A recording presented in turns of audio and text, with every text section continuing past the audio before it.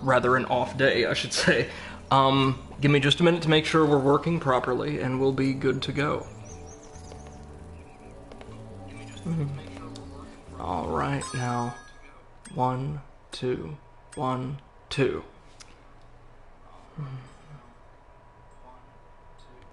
Everything seems to be perfectly synced. Alright, let's get these headphones on.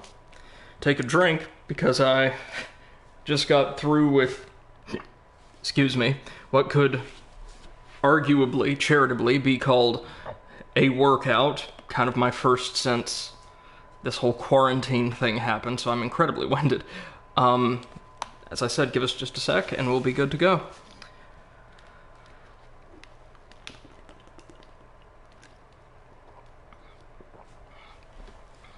There we go. Alright, so welcome, ladies and gentlemen, back to another stream of the Spyro Reignited trilogy here on the Overanalyst channel. My name is Brady, and I'm going to be with you for the next probably at least 2.5 to 3 hours, and since we missed a day, you know, yesterday, due to me getting some unexpected work, I'm going to be streaming again from 6 to 9 p.m. tonight. So we're going to be getting a double dose of Spyro in today, and depending on how much there is to see in this game, we'll probably be nearing the end by the end of the day. Exciting stuff. Now, you're going to have to bear with me just a bit. As I said, I'm going to be a little bit winded since I just did some endurance cardio for the first time in ages. But we are going to soldier on and finish up the first major hub world of Spyro 3 pretty quickly, I think. We're about halfway through. We've got the speedway in at least 2 stages left to go. That sounds about right. And then we're going to carry on into some more obscure titles for a little bit once we're through with Spyro, including this great, like, collection of sort of spiritual successors to, like, the Mega Man X series I just got in post, a couple days ago. Really excited to sharing that with all of you, but first let's just dive right back on in, starting the stream off with some slaughter of innocent creatures, because as we've learned throughout this little adventure through classic platforming, that is what Spyro is all about. If he's not slaying the innocent, he ain't interested. Okay, so we did unlock the molten core, like, homeworld of the, like, Australian tiki people, and I assume the aquatic-themed home of that rather disturbingly voiced seal person. So, we'll get back to all that, but first I want to take a look at the speedways in this game. Typically like to get these out of the way just as soon as we can access them, as fun though they are, they tend to have far less to offer than, like, and less mystery than associated with them than, like, a full stage. This one's the Mushroom Speedway. Interested to see how this is going to shake out. Wonder if they're still going to have... Hey, Spanners, how's it going, man? I know I mentioned it in passing in the chat, but I did check out, in fact, while I was on my new elliptical, I checked out your Luigi's Mansion 3 review, and excellent stuff, man. Oh, this is the first game where Sparks talks. That is precious. I love his voice. But no, the Luigi's Mansion 3 review was excellent. I thought, well, first of all, I'm consistently blown away by your audio quality. There's no way I could achieve anything like that. But you did a great job of giving us a general rundown of the game, as well as articulating exactly what's wrong with the Boiler Works level. That's something I think needs time spent or dedicated to it, because, at least in my experience, it was really the only, like, irredeemable part of the entire game. I entirely forgot about those little shark-finned, like, I think they're called goobs or something like that. Until, like, you brought them up, and then I was like, oh yeah, that's the main reason why I hated the waterways. I had a very similar experience. Okay, so we got, like, 2 eggs, I'm guessing, to get... Well, let's start with the time attack. Well, thanks for just straight up telling us what to do, Sparks. That's great.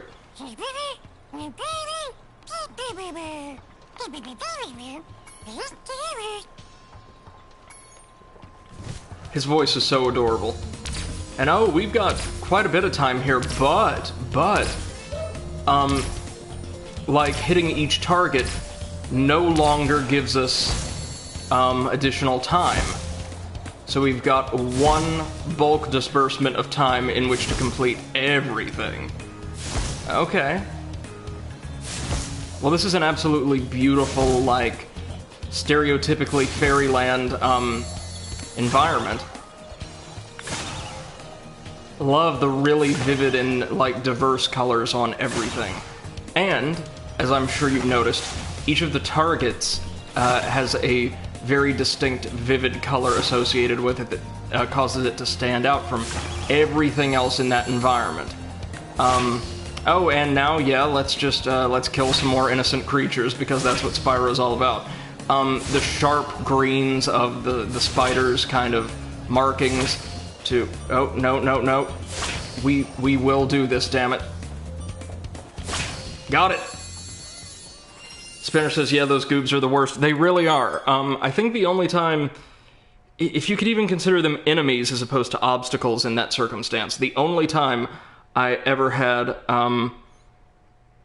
significant difficulty in, like, a combat encounter in that game. And likewise, that boss was the only boss, like the Clem, the redneck mechanic ghost, was the only one that gave us... You mean the insects I just killed? They were impressed by that? What's... Oh, there's so many dark implications of this world. But yeah, I think Clem was the only ghost that came close to killing me, aside from King Boo, who I think did kill me all at once. And Spanner says, how is he flying? Those wings aren't 3 times his height. I think there's some kind of magical explanation associated with the speedways in later games. I could be wrong, though. So now we've got, like, just a straightforward race. Is this gonna be like a checkpoint race, like we did with Hunter in the first game? Okay, that doesn't sound too bad, honestly.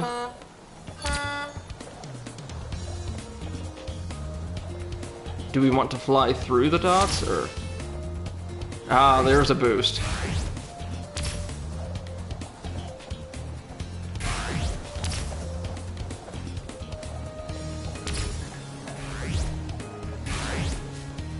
I wish they treated this as like a combat racing segment and we could just, like, easily flame all of the other competitors as we catch up with them to knock them out of the standing.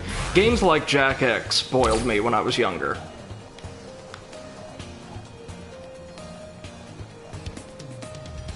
Oh, but there are multiple laps, so we've got plenty of chances to overtake these guys. Ah, get your head out of my camera, thank you. Jeez.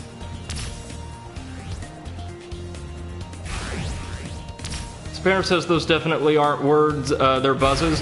I know, but they're so cute. I absolutely adore that, little design choice for Sparks. Also, that they kind of made him an actual character this time around.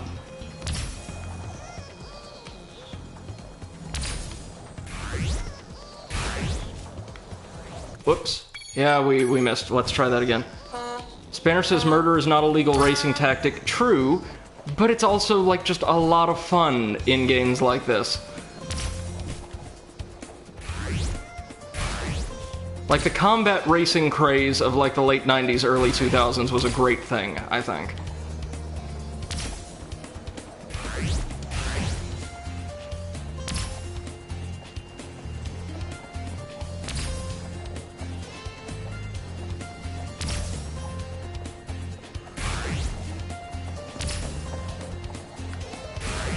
Spyro, sure did grow to love his rings as time went on. Which is, I mean, fine, I guess. That's what you want to do. Why? Okay, so I do have some camera control, but it's not really helping the issue since I'm effectively on a fixed course. Okay, there we go.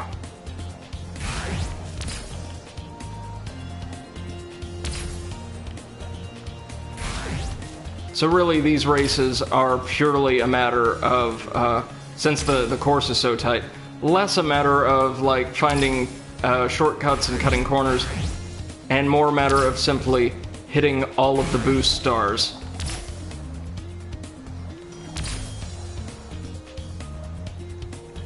I mean, the opponents are so evenly matched with you and hit the boost stars so often themselves that there's not really much choice on your part.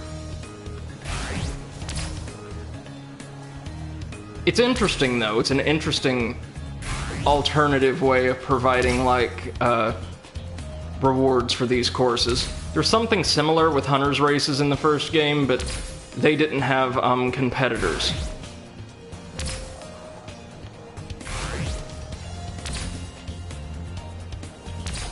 No. No, what were we supposed to have done there? Spinner says Spyro Demolition Derby, yeah. If only. If only. Okay, so clearly I'm missing something.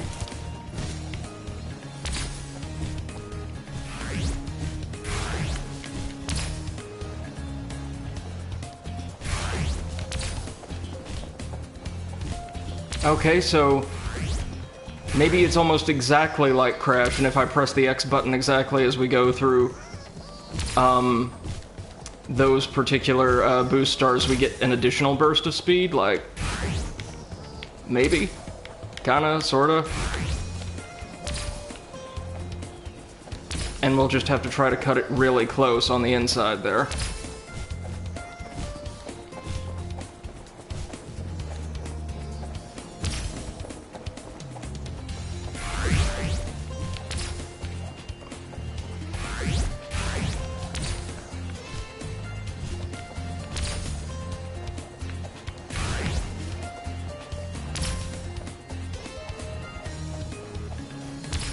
Yeah, the placement of these rings seems to totally preclude any serious shortcuts.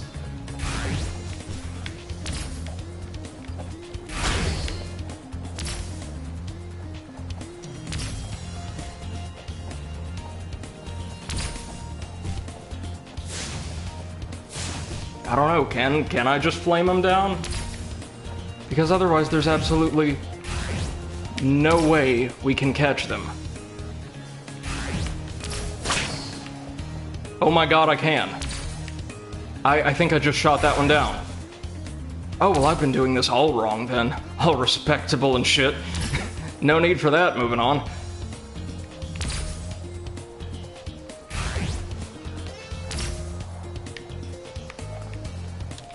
Let's retry that one more time. Yeah. We know how to deal with this now.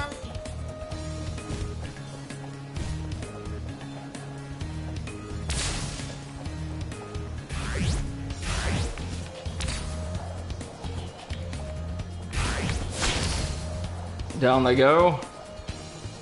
I don't know if this is actually helping, but it's making me feel better.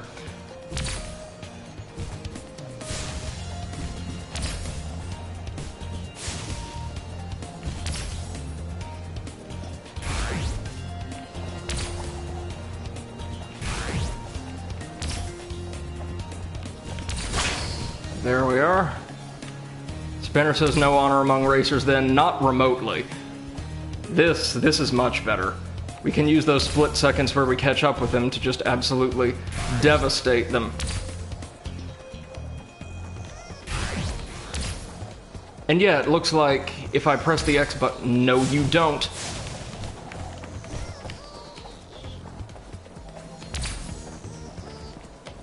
The problem is those first two are just so damn fast, like naturally, without the aid of the turbo boost.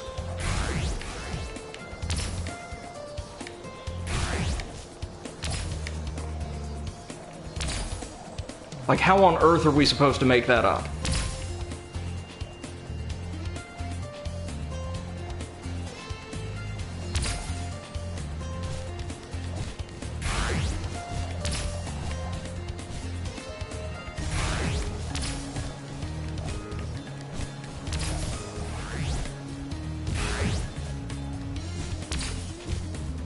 Spanner says there's a reason Dick Dastardly never won a wacky race. Well, we're not using necessarily traps or tricks, we're just killing the innocent, which is what Spyro seems to do best.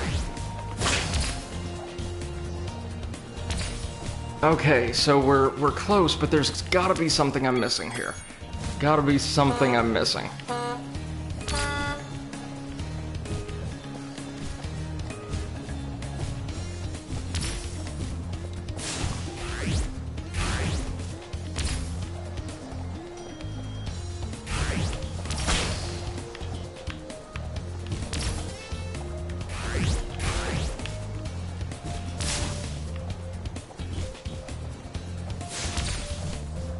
Yeah, because these things manage to stay... Well, they hit so many of the speed stars themselves, they stay just out of reach most of the time. Well, that's better. But the leads these first two consistently have are just outrageous.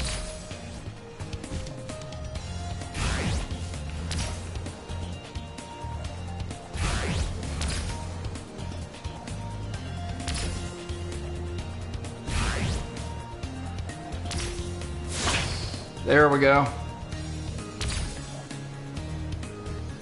We might just have us a chance here. Whoa, what the? I killed you! You were dead!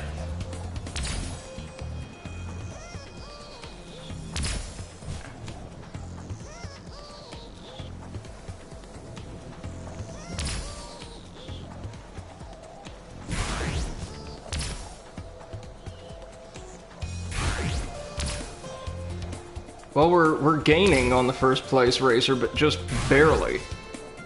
If we overtake them, it's going to be at the very last minute.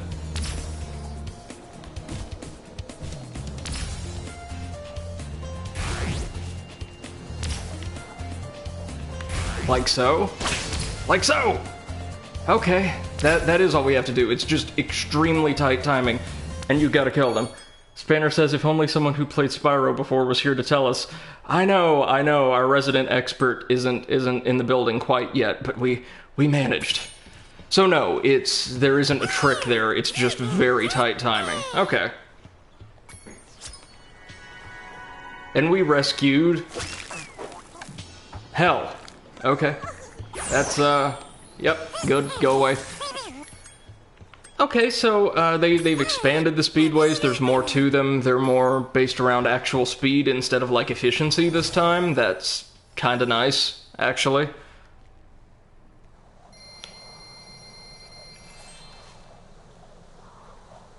Now we can head on to the Tiki's homeworld, which I think, like, judging by the name, is going to have, like, a lava theme.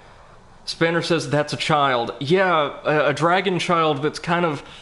unsettling in its design, though, like a lot of them are. Some of them are cute, but most of them are a little off-putting. Which isn't the intent, I know.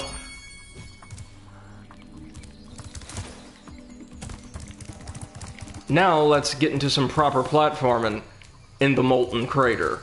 Well, now, wait, hold on. There's one thing I actually wanted to check first. There's some kind of Sparks stage that might be available for us now that we just haven't checked since we actually began exploring the world in earnest. Okay, so we still can't do anything with that. Alright. I'm guessing Sparks is going to have some kind of specialized flight mechanic, but now let's head on into Molten Crater.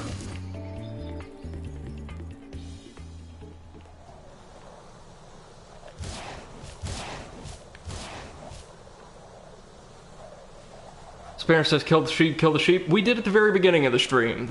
We decided to like, begrudge their existence a little bit longer this time around. We will find plenty of innocent wildlife to slaughter in this next stage, guaranteed. Nice, nice. Oh, so we've got one of these lock chests for the first time in a long while. And we've got 6 dragon eggs, so plenty of stuff to do. We've got boars, and what are our Rhinox trust like? We've got, like... They're either supposed to be, like, outback hunters or, like, really destitute pimps based on this costuming. I'm not entirely sure which, but I know which I would prefer. Greenox are running rampant around here, but I can't get anyone out of the Tiki Lodge long enough to do anything about it. So again, Spyro to the rescue because everybody else is just incredibly lazy. Alright. So that's gonna be a shortcut we open up later in the stage, I'm sure. Again, so like this choice of weapon and equip and kit really doesn't help me narrow the gap between either Outback hunters or like really destitute pimps. And obviously I know what they're going for, but I know what I'm going for. Let's have a look-see. We've got more boars. And since we've got like a nice little audience, first off, just welcome to the stream, everybody. I hope, oh, our wildlife here, like these defenseless little slugs, brings back memories of Spyro 2. Welcome to the stream this afternoon. I hope everybody's having a wonderful day so far. Thanks so much for electing to spend some time with us as we try to learn our way through this game. Spanner says, well, Spyro can breathe fire, why let anyone else do it? That's a good point, actually. Well, no, Sheila could probably handle this since her kicks seem way more powerful than anything Spyro's been able to do. And are so satisfying to pull off. But, I mean, this feels pretty satisfying too, to be fair. Now, we got a dragon egg over here, our first one. That's, I mean, kind of hidden. Let's see what we've got here. Oh, dear. Oh, no, go away, go away.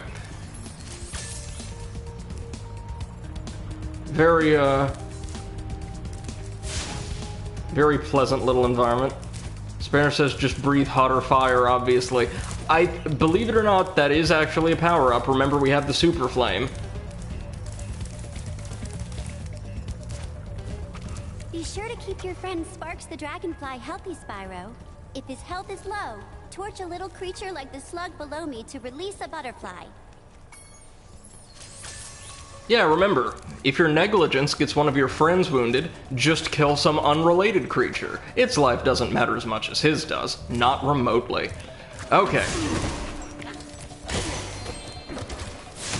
I take it we're actually Spinner says, but it's not blue fire, 0 out of 10. That might be a thing in later games, I'm not sure.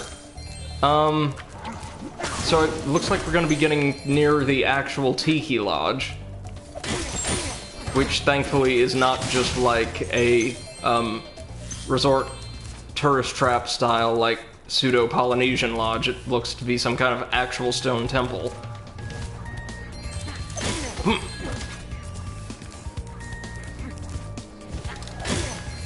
Oh, we got the key to that chest, near the world's entrance. Probably gonna be a ton of loot and or a dragon egg in there.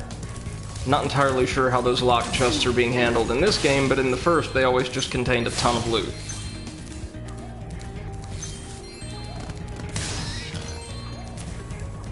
Yep, there's the shortcut. Portcullis. So, we'll need to figure out some way of opening that. Oh, probably with, like, Jackass the Pooh's help. Here, take this egg. They were giving them away at the Tiki Lodge last night. Oh, we've already hit the exit portal? Okay. What? That baby is high. Spanner says Bowser's only cool when he's dry and has blue fire.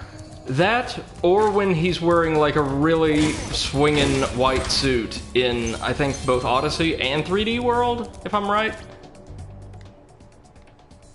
Oh, we need to release one of our other playable characters. The, like, collaborator of the war criminal birds from the second game, Sergeant Byrd, in order to access that portal. So we will have to backtrack a bit, it looks like. No big deal. Spyro, you're just in time. I saw 2 egg thieves run through this door. Well, actually, they paid me to guard their hideout, but that's irrelevant. Spinner says, nah, 3D World, he's a furry. Did he not wear, like, a suit, at least in the first World's boss fight? I could be wrong. This is not King DDD, this is something far worse. This is a nominally one of our friends who constantly extorts us for all of our money. Okay, so he opened up a portal for us. Ah, and we opened up the shortcut. Looks like a very small world, aside from, like, the, tangential little portals. One of which we're gonna need Sergeant Byrd to access. Okay, so we've unlocked the key move trophy, but also seem to have just received a handful of gems. Yeah, not too many. Looks like 2 of the eggs are gonna be in Sergeant Byrd's,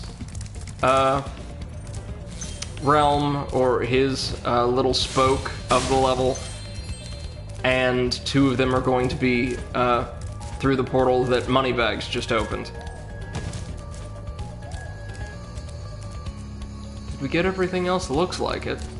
For now. No, we've got a pot. Did we get a skill point for burning all the flowers? I'm not sure. There was a similar skill point for burning like potted plants in the Roman level, so not entirely sure. Oh no, we missed quite a few pots, actually. Pretty well hidden on these little islands. Ah!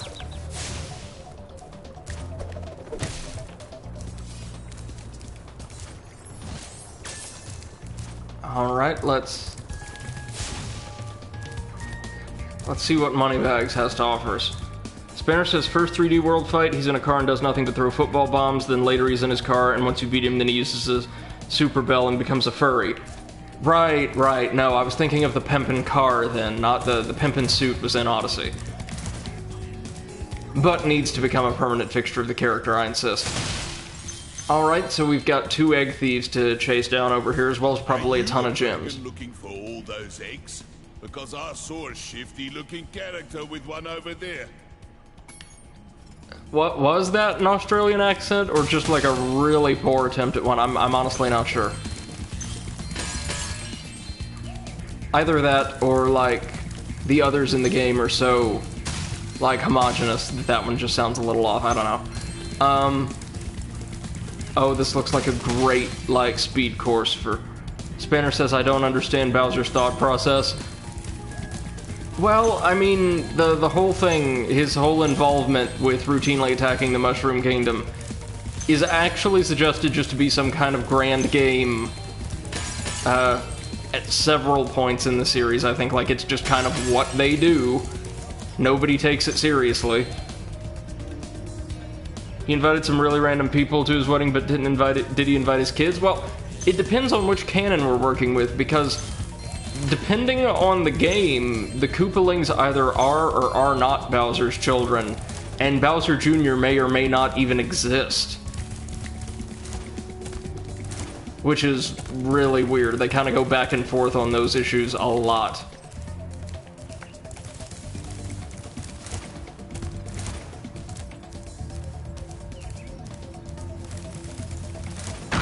There we go. Got an extra life and a skill point for breaking that glowing igneous rock. Good stuff. Now let's head on over to the actual supercharge challenge, which is inevitably what this is going to be.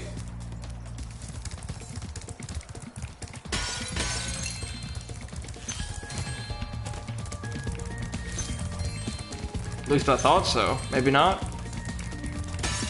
Well, okay.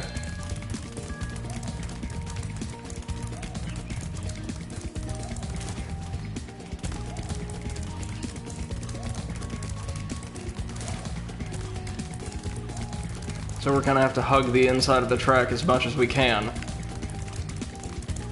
And very slowly but surely we can gain on him.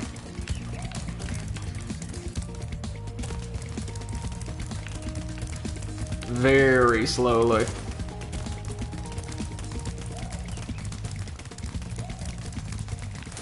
But apparently there were 2 egg thieves, so we're going to get a second once this one's out of the way.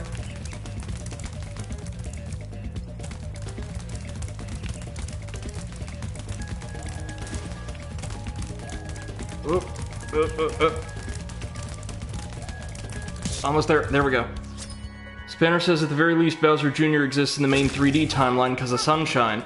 Well, yeah, Sunshine and then Galaxy and Galaxy 2, but he's totally absent in Odyssey for whatever reason.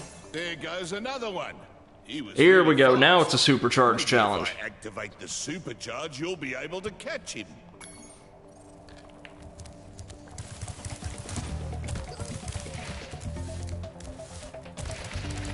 Supercharge now? Yep, there we go.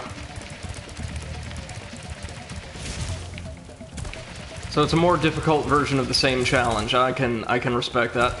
And now we're going so fast. We actually lapped him accidentally. Yikes. Yikes.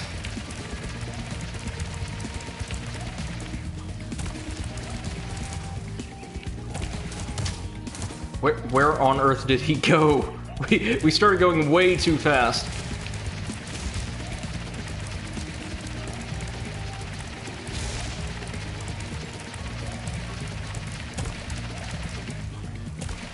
Oh, got him. He's over here. And, oh, he glitched out. That's what it was. Okay.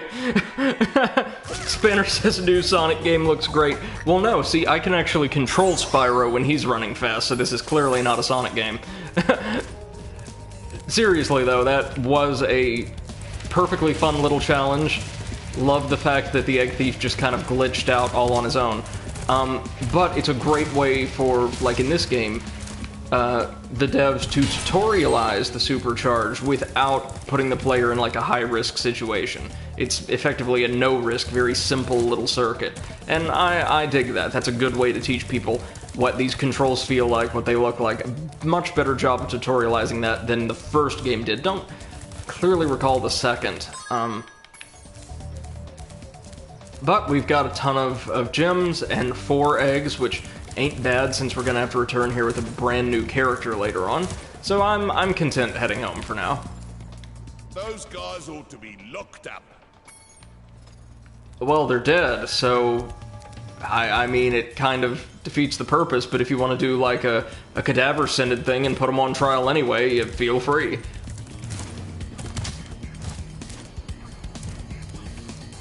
Alright, we are set to return home for now, because there's not much more we can do. Very short, kind of simple stage, aside from, I'm guessing, like Sergeant Byrd's section is going to be really expansive, kind of like Sheila's was in the villa. Spanner says, damn, I forgot that, spoilers for a 20-year-old movie, the dragon ate Farquaad at the end of Shrek. That's right, she did. Yeah, because he is one of the only characters that, as far as I'm aware, doesn't show up later in the series, officially, like in the canon. So I never saw any of the Shrek movies beyond the second one, but I remember really liking that particular film. If you like. Shrek 2, that is. Okay.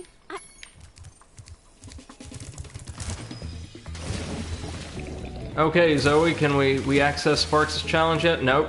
But look at all these fine folks ready to operate our balloon, including Sheila as the representative of her world instead of those horrible murderous billy goats. If you could bring back one person from each of our 5 wolf... Yep, on it. So now let's head into the Seashell Shore.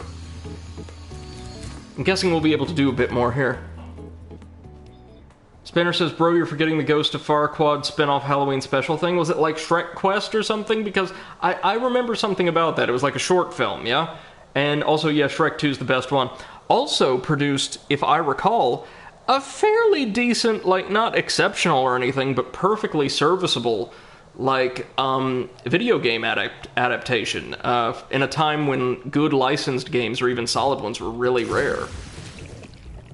Oh, so we just start underwater here. Okay. Well, the water stages in Spyro 2 tended to be really good. I have high hopes for this one. While I was gone, my friends borrowed the Rhinox submarine. Then they took it for a joyride. And then they smashed it into a big pile of rocks. Oddly enough, the Rhinox failed to see the humor in their actions and stuffed my friends in the jail cell behind you. So, again, here we have Spyro helping people who are completely, like, in the wrong. These guys are thieves who, like, absconded with military equipment, crashed it into a cliff face, and then just kind of fled, but they've got the stuff we need to progress, so assist them we shall. Also, their voices really great on me, so... The Rhinox here have, like, harpoon guns, looks like. and have co-opted like the local octopi to their cause. Spanner says it was like an anthology thing on Halloween where a bunch of Shrek characters tell scary stories. Yep, I have seen that. But I was very young, so I don't remember much about it other than it being kind of eh.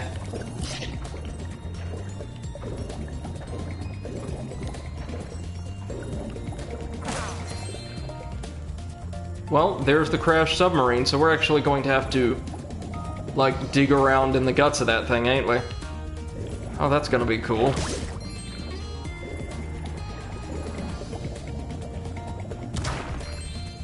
Yep, and we can destroy the conches. Can we do anything with the anemones? No.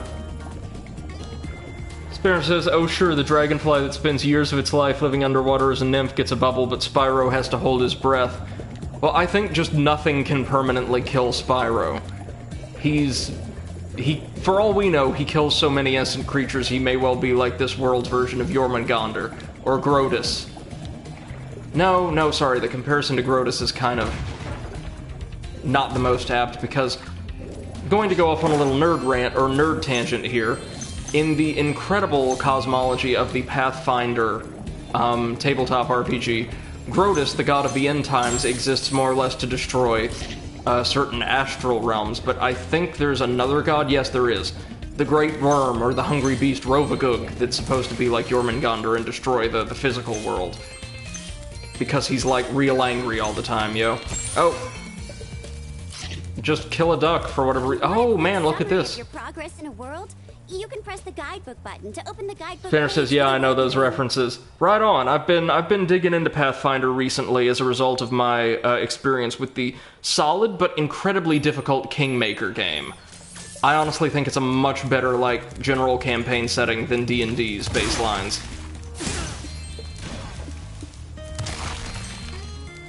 Look at this, look at the color palette, y'all. So vivid. Spanner says, so he's the Hulk. Yeah, basically.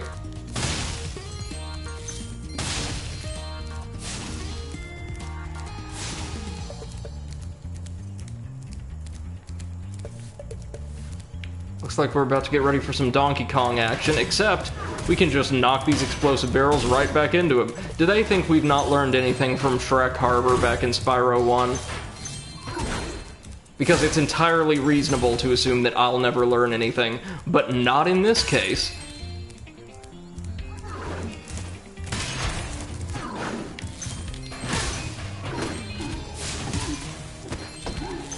They tried their best, and they're in adorable little sailor suits, so can't fault them too badly. So, riddle me this, is there going to be a dragon egg at the bottom of this otherwise innocuous pool of water? There's a Rhinoc diver and some gems down here, so that alone makes it worth the trip. But yes, of course there is. Spanner says, damn, it's like the evil gorillas from Donkey Kong Country that I don't know the name of. Oh, if you're talking specifically about, like, the apes that ally with, the Kremlings, I know exactly who you're talking about, but I don't remember their name either. Hold on. Let me do a quick internet search. That's what we do.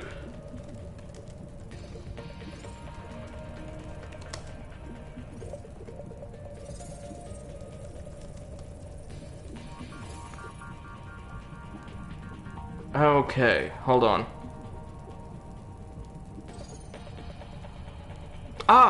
Here we go. In the original Donkey Kong Country, the evil apes are called Manky Kongs.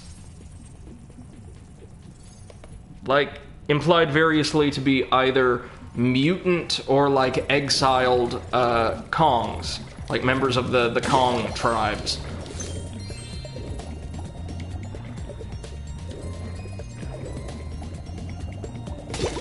I don't know, did they bring those guys back for, like, the Donkey Kong Country Returns platformers? I've only played a bit of the first one. Really need to, like, play the entire, like, full offerings of that little sub-series, because I thought it was really good, but never got around to it, of course.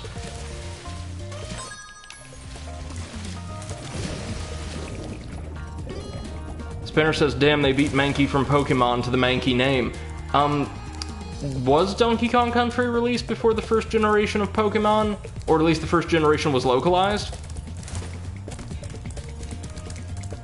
I mean, I wouldn't be surprised to learn that it was, but...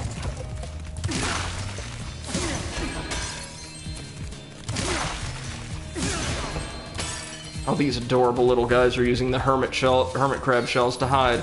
That's so cute. And futile. For Spyro comes for them all. Sooner or later.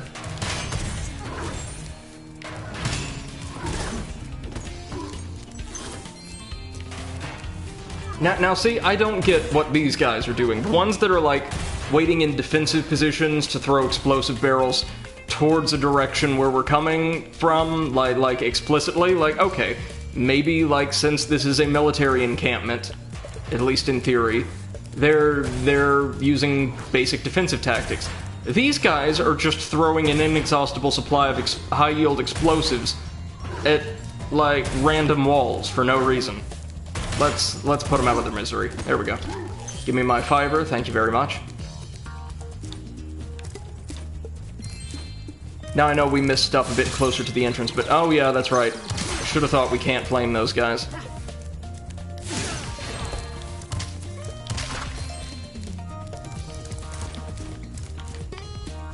Spanner says they haven't. There were only really Tiki enemies in the Donkey Kong Country Returns games. Oh, and, or no, the Donkey Kong Country Returns, and Tropical Freeze is ice-themed, and Pokemon was localized in '98. Oh, wow, was it that recently? I felt like it would have been... Or, like, it seems like Pokemon's been around in the West longer than that, right? You can hover to get more distance when gliding. It's just been such a cultural force for so long. That is maybe the third time we've been instructed in the hover. So it's actually beat out the glide in terms of tutorializing this time around. Congratulations to the hover. Oh, we've got another Sheila stage! Yes, yes, yes! Oh, I'm so excited. These are so good. But first, before we head on to that, like, no doubt excellent little tangent, ow! Let's take care of any remaining gems around here.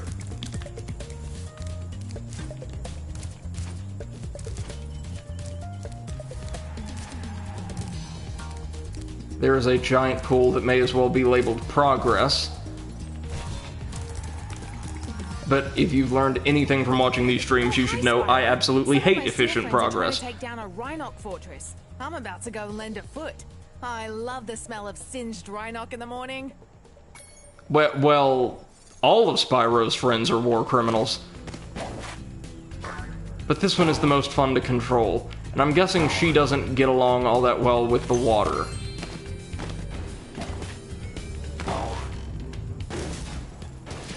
Yeah. Hey, Nugget. No worries. Just glad you're here. Now that we are in control of, like, one of the best parts of the game again.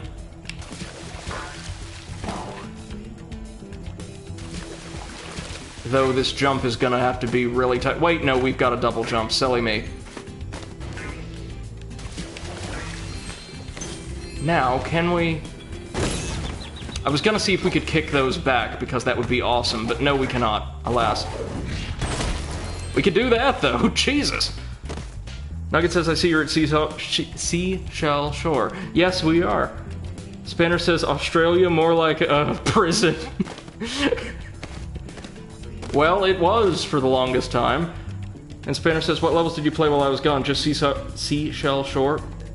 I will do alliteration properly at some point.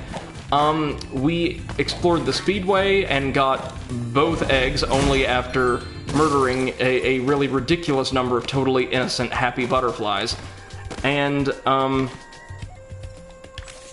also we, explored what we could of the lava-themed Tiki world. Which is to say, not much. We just need you to take out all the turrets. Holy hell. We're putting the bomb now, so just make sure to stomp all those turrets before the fuse runs out, okay? Again, we are not the good guys here. These young children are carrying high-yield explosives, and they're sabotaging, like... Nugget says, oh, I want to give you a quick tip. You could do the ground pound without double jumping. It can save you a lot of time. Thank you very much. I didn't know that.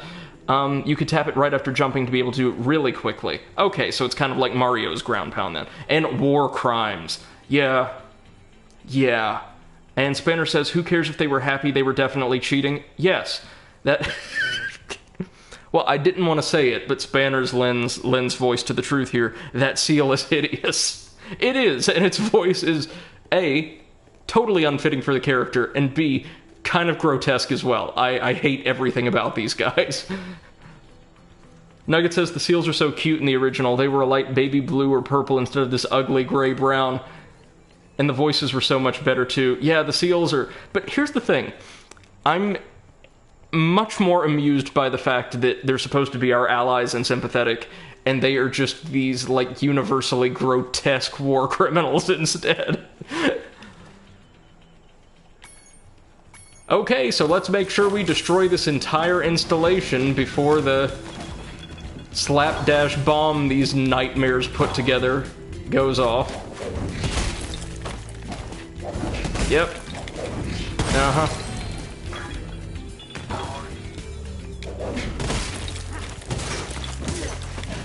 Down we go. Good. Mm-hmm. Yep. Okay, so this is a nice little challenge. Allows Sheila to do what she does best. Just destroy things. And lives.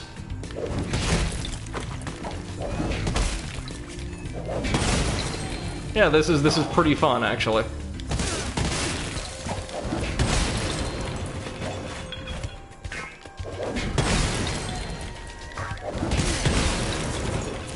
And we're getting just scads of gems here. Very nice. Oh, listen to them cackle like the murderous fiends they are. Jesus!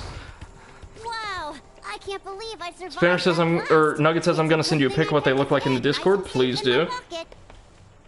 Oh. Oh, that is so much cuter. They look like proper little cartoon babies instead of nightmares. Spanner says only Seal I'd be down to club. Yeah. Yeah, oh god, take it away, take it away, take it away. Okay. So we got plenty of gems from that, making the atrocities we just committed well worth it. In fact, how many gems do we have? Yeah, almost 300 now.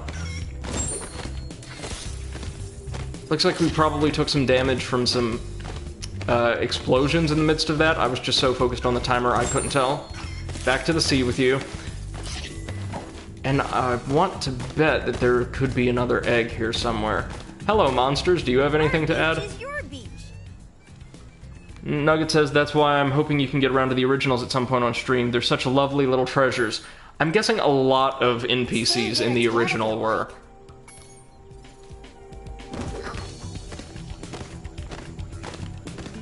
Well, we have just, added to our great tally of atrocities. But again, we got to play as Sheila, so it's worth it. Had a feeling there'd be some kind of secret passage around here with another dragon egg. Thank you. Come on out, Jared.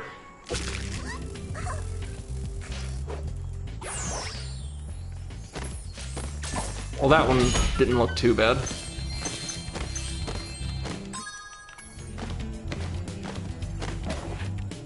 So I think it's kind of a standard for these little side areas to have 2 dragon eggs, like per zone, as that kind of appears to be the standard previous areas have established.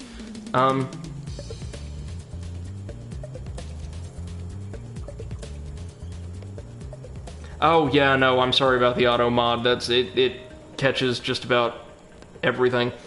I'm grateful to have it, of course.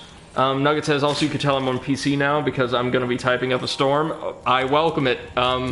Lively chat's kind of the only thing that keeps these streams from being me very languidly describing whatever's on screen and then cursing at cartoon animals. Oh god, firing squad. No.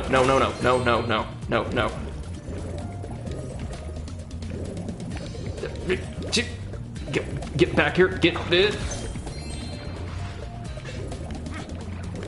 Oh god, are they in like those weird mankinis? Yes, they are. Oh no. Oh, that's gross. Oh, this whole stage is so gross. It's got beautiful architectural design, but every living thing in it cannot be suffered to live. Jesus. Nugget says, Spanner says, the issue with typing is English sucks. Yeah, it does, and as somebody who, at least informally, tends to prefer Commonwealth spelling, it's really weird to have to explain to, like, friends and colleagues and the like.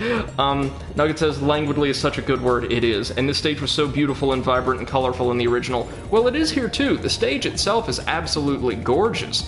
It's just all of the living creatures in it are awful, except maybe these adorable little, like, diving helmet duckies that, of course, we are encouraged to kill en masse because we're Spyro and awful.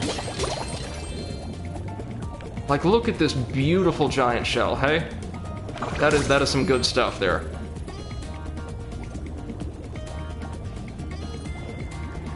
So we've got another little side path. I really like the inclusion of those, like, more narrowly designed side areas, by the by. We've also got this. Whatever could be up here. Another side area. Struth. So much to explore. Well, let's start with the great conch down here.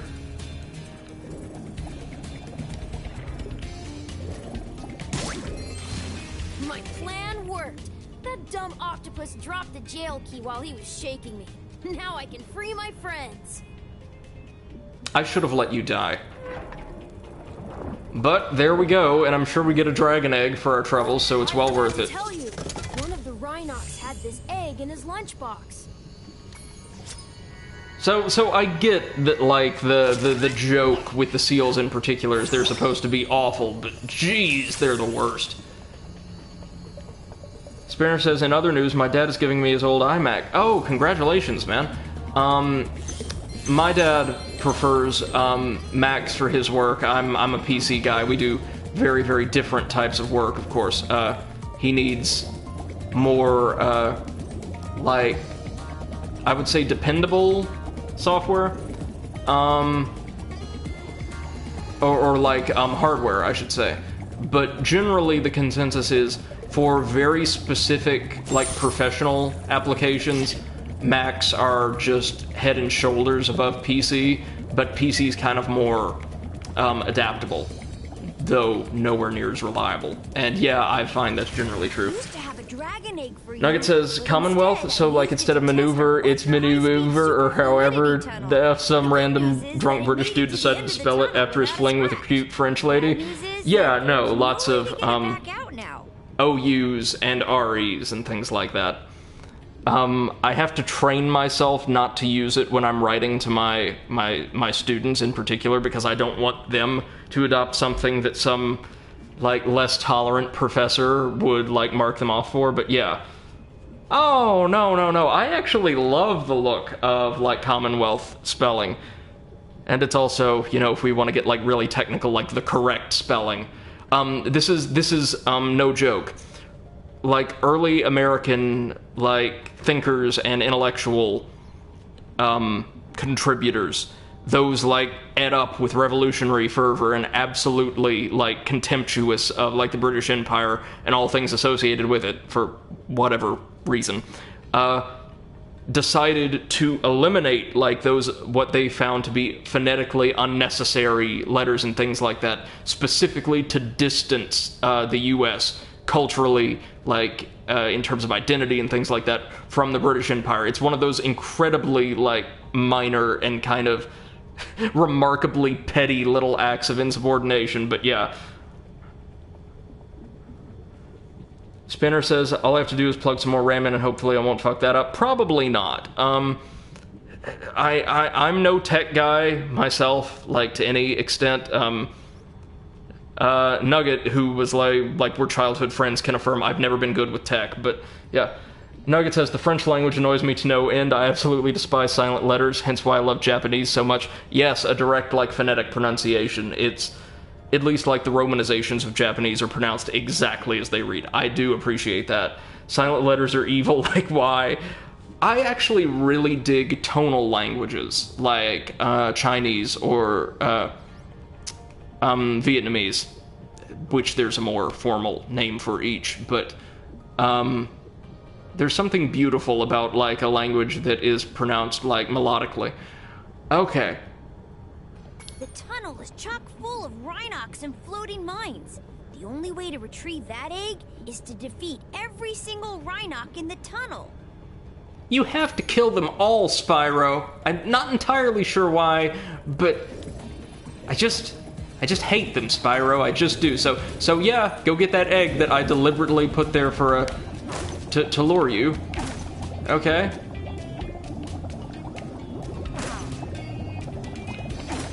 So this is the equivalent of, like, one of Crash's little auto-running animal stages. Oh, and it's kind of tricky, too. Nice.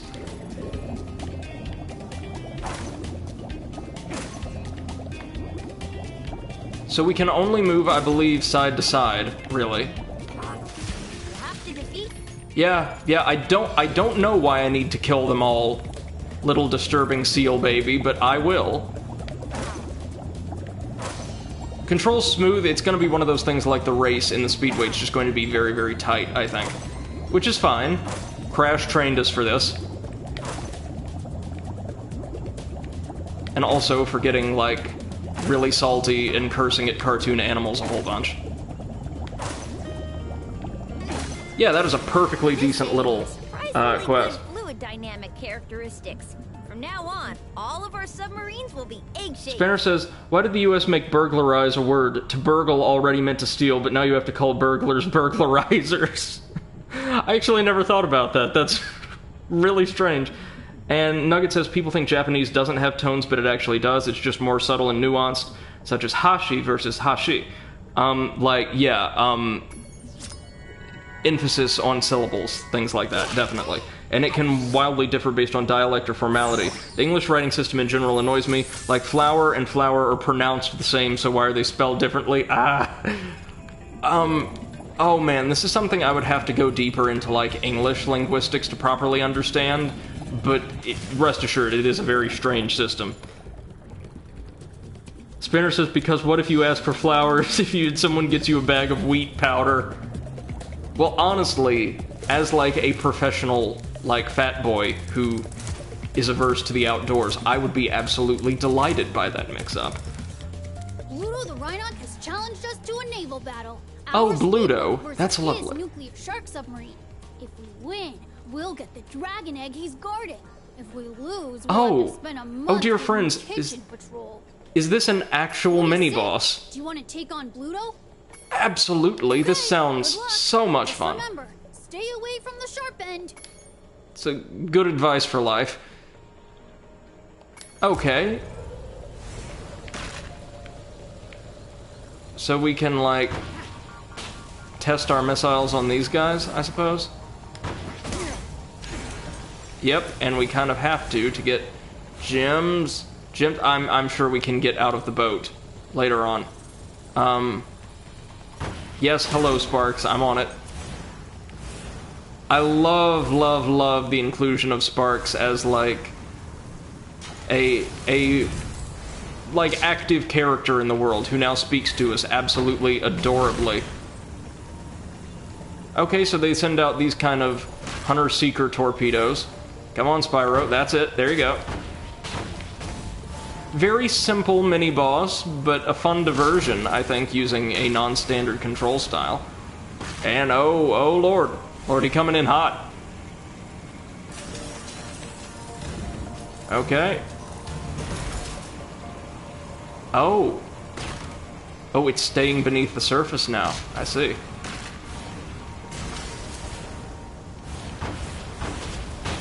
And surfacing just as long as it takes to get more ammo. Ah. Good. We're actually being strategic. Good job, you, Bluto. Brilliant name for the Sailor Rhinoc as well.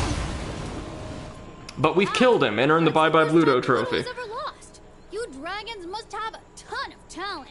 I hope this egg was worth all the trouble. So there's a discussion of, like, context for, like, divergent spellings and things like that. It's perfectly valid, and kind of exists in all languages, I think. Though not with similar spellings in every language. Nugget says, Mini-boss, let's go. I'm actually a fan of that one dude who tried to revolutionize and standardize the English language with his own dictionary, such as making women, W-O-M-E-N, into women, W-I-M-I-N, like an Appalachian dictionary, I guess, and made fun of him. It was like, F-U nationalism, mother effer.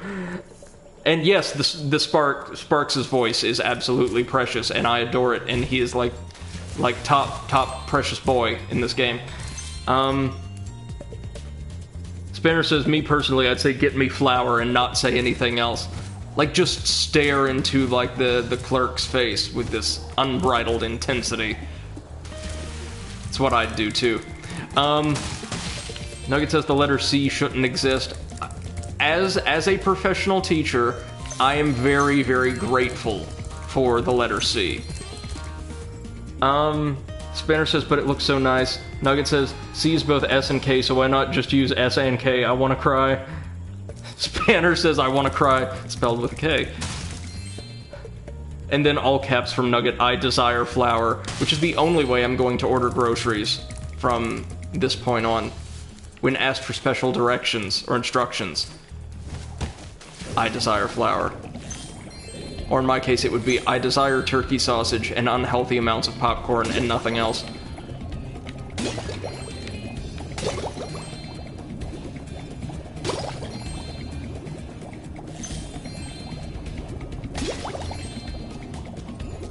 And I'm going to go back to, as a professional teacher, I really appreciate the presence of the letter C, because how else are you supposed to respond to a fairly well-written essay on a very serious issue that begins with a hackneyed parody of the Fresh Prince intro lyrics?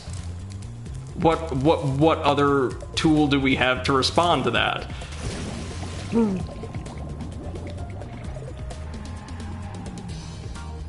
Spinner says, O cleric of the old Tesco, gift unto me flour.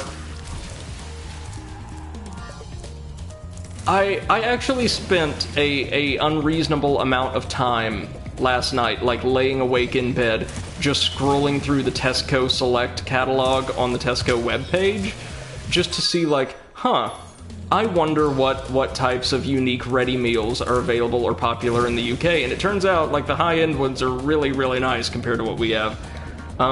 And Nugget says, I was lucky enough to grow up with a name that uses both Japanese and Spanish vowel consonant conventions, Carrie, so perhaps I'm biased? Yeah, definitely. Didn't know that's also, or I didn't think that was, like, also the Spanish conventions, just never came to mind. But Japanese, definitely. And Nugget says, percentages, C equals 70, so just use 70. Well, actually, no, that is a C minus in most grading conventions. A C would be anywhere between, like, 72 to 78 or 79, depending on the grading scale, unless you use a 7-point scale, which you shouldn't, because that's awful, and it, like, really draconic on like, very demanding of students. And no, you shouldn't do that. Nugget says, letter grades are dumb anyway, percentages are a lot more precise. Spinner says, give them an S, out here popping hot noodles. Well, like, I noticed at least in Tesco's catalog, there are a ton of, like, South or East Asian inspired ready meals that actually seem to be of decent quality. Like, authenticity is a different measure altogether, but, like, you know, solid stuff. And here in the US, that is just, like, not a thing you can find in, like, a general ready meal range. Nugget says, you know what I meant. I know.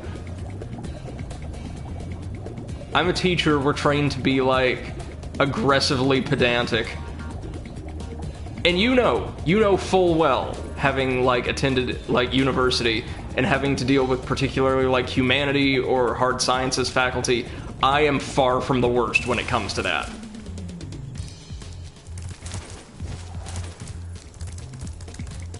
I adore the university, and there's no place I would rather be, but you will also never find a... Oh, dear. Okay, Spyro, just lose your footing there.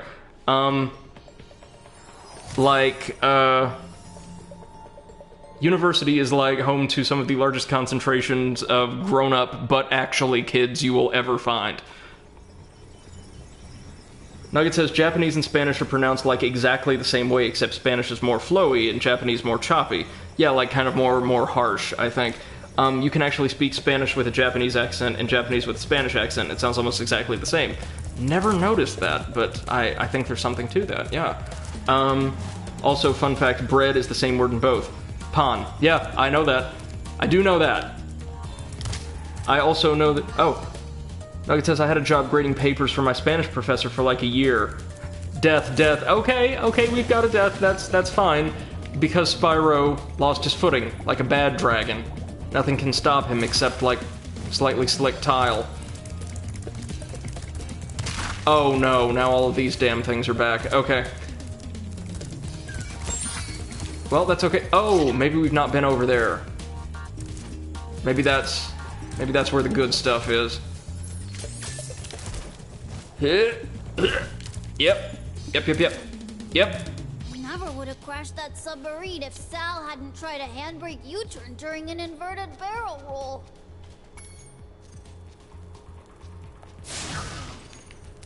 Let's gather up our final gems and be rid of this horrible den of degenerates.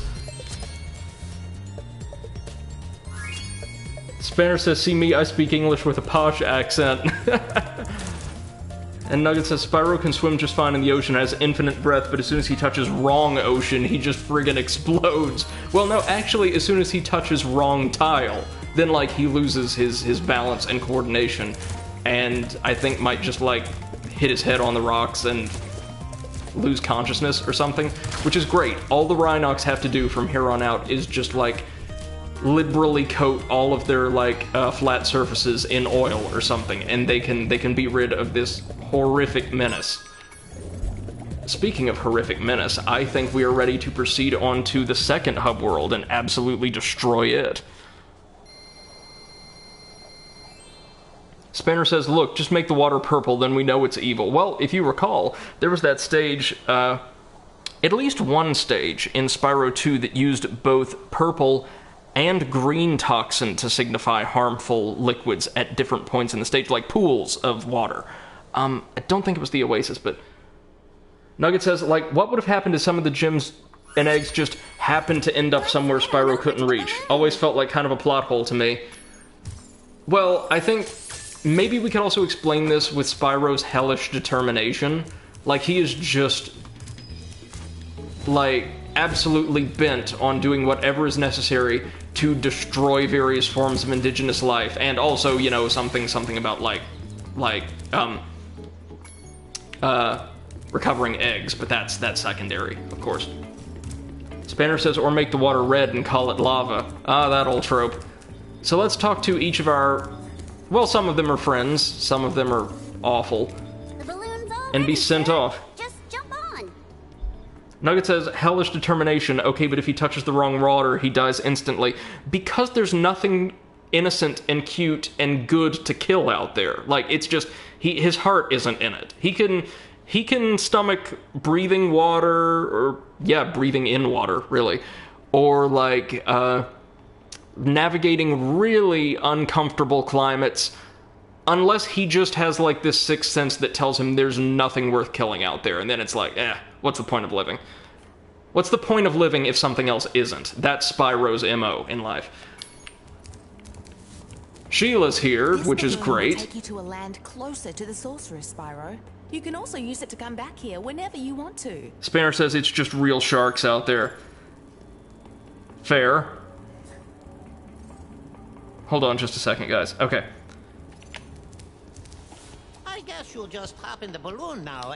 Don't ask me how it works. I just showed up for the punch and cookies. I love the little Roman lions. They're precious. Hop in the balloon whenever you want, Spyro. Nugget asks, so you're saying so what you're saying is if Spyro can't slaughter innocents, he just commits die. Yeah, basically, he loses like all purpose as an actor in this world. He exists only to kill. Launch in the sky. Just jump on when you're ready. The connotations of that are yeah, I'm out of here. You guys are creepy. And Spanner says he's a kid, he can't kill a shark. Yet. And Nugget says, haha, Cumulus has commented, haha, I'm 9. Yeah, I to be fair, I've laughed at very, very silly things at numerous points in these streams that are a lot worse than that. And Spanner says, Spyro's like a kid with a magnifying glass and an anthill, but the world is his anthill. I'm gonna consider him as like baby Jormungandr. He's like the world serpent. Here to oh, we're headed to Midday Gardens. Lovely. Let's get the hell away from all of these people. We've unlocked the moving up in the world trophy. Lovely. And we're entering, oh, a boss! Right off the bat. Excellent. Interested to see how this game's bosses shake out. We're entering Buzz's dungeon, so B? Nugget says Jormungandr is my real dad. Hey, he had a great depiction in God of War. You know, the one I didn't play yet. I'm only going to ask you one more and Banner Saga, for the record. Why haven't you disposed of that infernal dragon? I've tried to scare him off, Your Highness, but he's just not afraid of anything. Not afraid? Not afraid? Why have I been training you all these years? Use some magic! Here's a spell book. Whip up a monster and eliminate him! Does she also have 80s magic? Kill him? I don't care what you do, you useless brat. As long as you get rid of him. Okay, let's see what we got here. This ought to do it. So, Sorceress, you could just do this yourself. Forever? You there! Get me out of here! This is unacceptable! You, come here. Nugget says Bianca best character. I am liking her more and more as we get to see more of her character. Oh, that's Buzz. Spinner says, all the world snake, or as I call it, Zygarde, but without the anime form. Is Bianca Lola Rabbit? No stop, and Nugget says, Brady is definitely gonna love Bentley OMFG. Well, I adored Bentley from the Sly Cooper series, so like the bar for Bentleys and platforms is pretty high for me. Oh hell yeah, we get to use the other characters in boss battles. I'm digging that. Nugget says Bentley is the Yeti you unlock later, and Spanners asks, isn't Bentley a car? Yes, it is, an overpriced but very nice car. Nugget says Bentley is literally you, Brady, to a T, same exact person. Well, now I have to see this. And I'm certain there's like a joke in that. Really looking forward to it. Okay, so we're in hell, and we get to use both of our characters to fight this kind of cute little guy. Okay, so do we... Oh, yep, this is like an enhanced version of the bully battles from Super Mario 64. You know, in Lethal Lava Land. Just knock him into the lava and... So the lava doesn't damage him whatsoever, but of course, Sheila's mighty, mighty feet do a real number on him. Nice. Okay, so this is a nice, breezy, but kind of mechanically intricate battle. So far. I'm sure it's going to get more complex with later phases, as is kind of the style. In Spyro 2, it was at least. Oh, he's trying to sidestep us. No dice.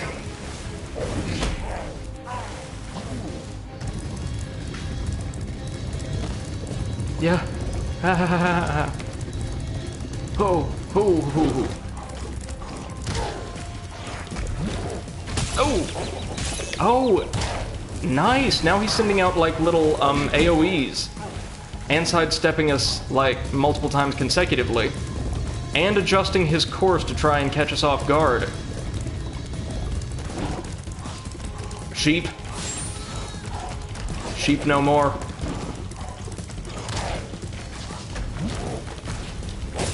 Okay, so we can do absolutely nothing while the Ring of Fire is surrounding him. I thought, like, maybe we could jump around it, but no dice. Okay, got it.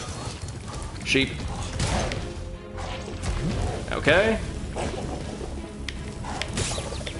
That's me being really, really reckless, of course.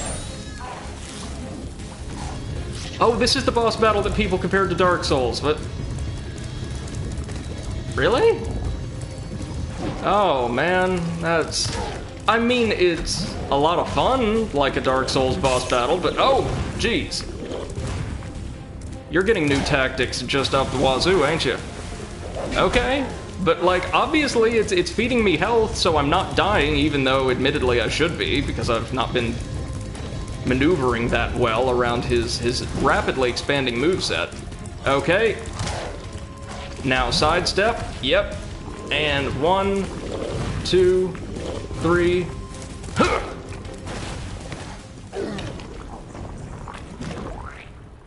Spanners asks, so where can I find Bentley's Bad YouTube channel Knocking Bad Creepypasta? I'm sure it's out there somewhere. Well, that was kind of a cute dragon baby. And Nugget says you don't get to use Sheila, unfortunately. She's just there. Well, it's nice that they're, like, active characters in the world, and that Spyro isn't just this lone engine of destruction. He does have friends, he does have allies. There are other sentient beings that actually are in this thing's corner. That makes it feel a bit less atrocious this time around. It really does. And it adds some nice flavor and depth to the world and the cast. It's nice that they're there, you know? Spanner says, and he becomes Dry Dragon. I didn't catch his name. Buzz, I think. Oddly enough. Spanner says, love is a burning thing, and it makes a fiery ring. Oh, so nice. So nice. Ring of Fire. If we could have had, like, a boss battle theme that was very heavily influenced by, like, the classic Johnny Cash track, I would have... Oh, 10 out of 10. 10 out of 10. And Nugget says, not even a joke, it was a Cuphead review situation. Oh, really? Like journalists could not, or some reviewers couldn't get past that? Oh, that's a shame. Well, I guess if you're, like, really unfamiliar with platformers, I mean, obviously I took a lot of hits, but I didn't even lose a life. Spanner says gonna call this guy Cannonbolt like Ben 10. Yeah, he does have a very similar body shape. He's just much, much larger, I think. Similar color palette, too. And Nugget says, I feel so blessed to have grown up with this game. Yeah. And yeah, Buzz's Dungeon. His name is Buzz because he buzzes like a chainsaw when he spins towards you. I see. See, I was thinking, based off the name, it was going to be some kind of mutant hornet or something, but good on them subverting expectations. Now, ladies and gentlemen, if you'll give us a brief moment, and I do mean brief, like a 3-minute break, I'm going to have to run and get a new drink, as I have been talking up a storm and am completely exhausted. Oh, but wait! Okay, 80s witch. Dragon, you've managed to survive longer than I expected, but you haven't the slightest idea what sort of dangers lie ahead of you. I suggest you grab your cat friend and whatever eggs you found and hightail it back home while you still can. I'm telling you this for your own good, you know. Oh, right, I forgot the stoner leopard is still with us. Okay, so give us a quick moment, we'll be right back. Thank you so much for sticking with us this far into today's stream. Like I said, back in about 3-4 minutes.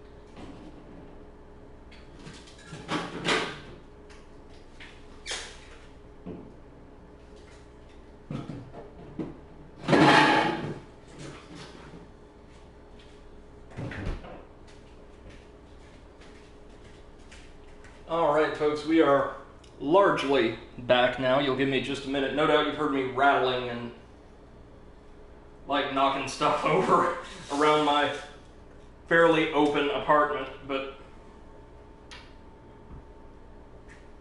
almost ready to resume gameplay. Just need to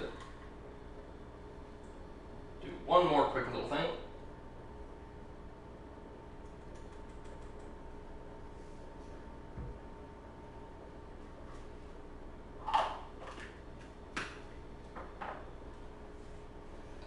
Namely, take a quick antibiotic I've been prescribed for a teeny tiny little, like, I believe they're called, well basically, epidermoid cyst, that's it. Tiny little swelling on the side of the neck, so. Alright, we've got, Nugget says I put the excerpt from the review in the Discord. And Spanner says Cannonbolt was black, white, and yellow, and pretty big, like taller than Grandpa Max. Okay, no, I'm sorry. I'm thinking of, was it like Upchuck or something? The little tiny green guy? I remember which one Cannonbolt was now. There was this decent, like, licensed Ben 10 brawler I had, like, kind of beat-em-up game for the PS2 back in the day, and Cannonbolt was far and away the best character, in that game, in my opinion. But hold on, let's check out this review before we carry on. From Eurogamer's review of Spyro Reignited Trilogy. Something that could have also done with some tweaking is the game's difficulty, which seems to ricochet between too easy and almost impossible. In classic Spyro fashion, many of the grunt-level enemies can be defeated with a simple fire blast or charge, while flying levels require pinpoint accuracy and speed, and the bosses, including that damned toad, it's actually a transformed rhinoceros, but whatever, and looks more draconic than anything, but you do you, are frustratingly punishing. Rather than presenting a fair challenge, defeating Buzz felt like repeatedly banging my head on a brick wall due to the limited hints given to guide the player. The hell? The breakneck shift in difficulty, meanwhile, felt like I'd suddenly been dropped into Dark Souls in the middle of a game of Tiddlywinks. Defeating this oversized toad was more relief than triumph, and unfortunately many of Reignited's bosses also fall prey to this pattern. Oh, Nugget's back. Excellent. Welcome back. Spanner says, yeah, Upchuck ate stuff and shot it back out. That's the one. Yeah, and Spanner says, Ben 10 Protector of Earth. Yep, that's the very one. It was a pretty solid game. And Nugget says, you can't make this crap up. Yeah, like, okay, I sympathize that that's that person's experience with this game. But also, when they say the Reignited bosses, are they talking about the original game's bosses, which, aside from the giant robot, may as well not exist, and are complete and total pushovers, which require next to no strategy, in some cases no strategy whatsoever. Or the second game's largely decent, well, not just decent, well-constructed bosses that offer decent challenge, or what we just saw, which was a pretty well-telegraphed boss that required a slightly adaptable strategy, offered plentiful opportunities for healing, and also relied on classic platformer tropes that were exemplified by bosses and enemies as early as Mario 64.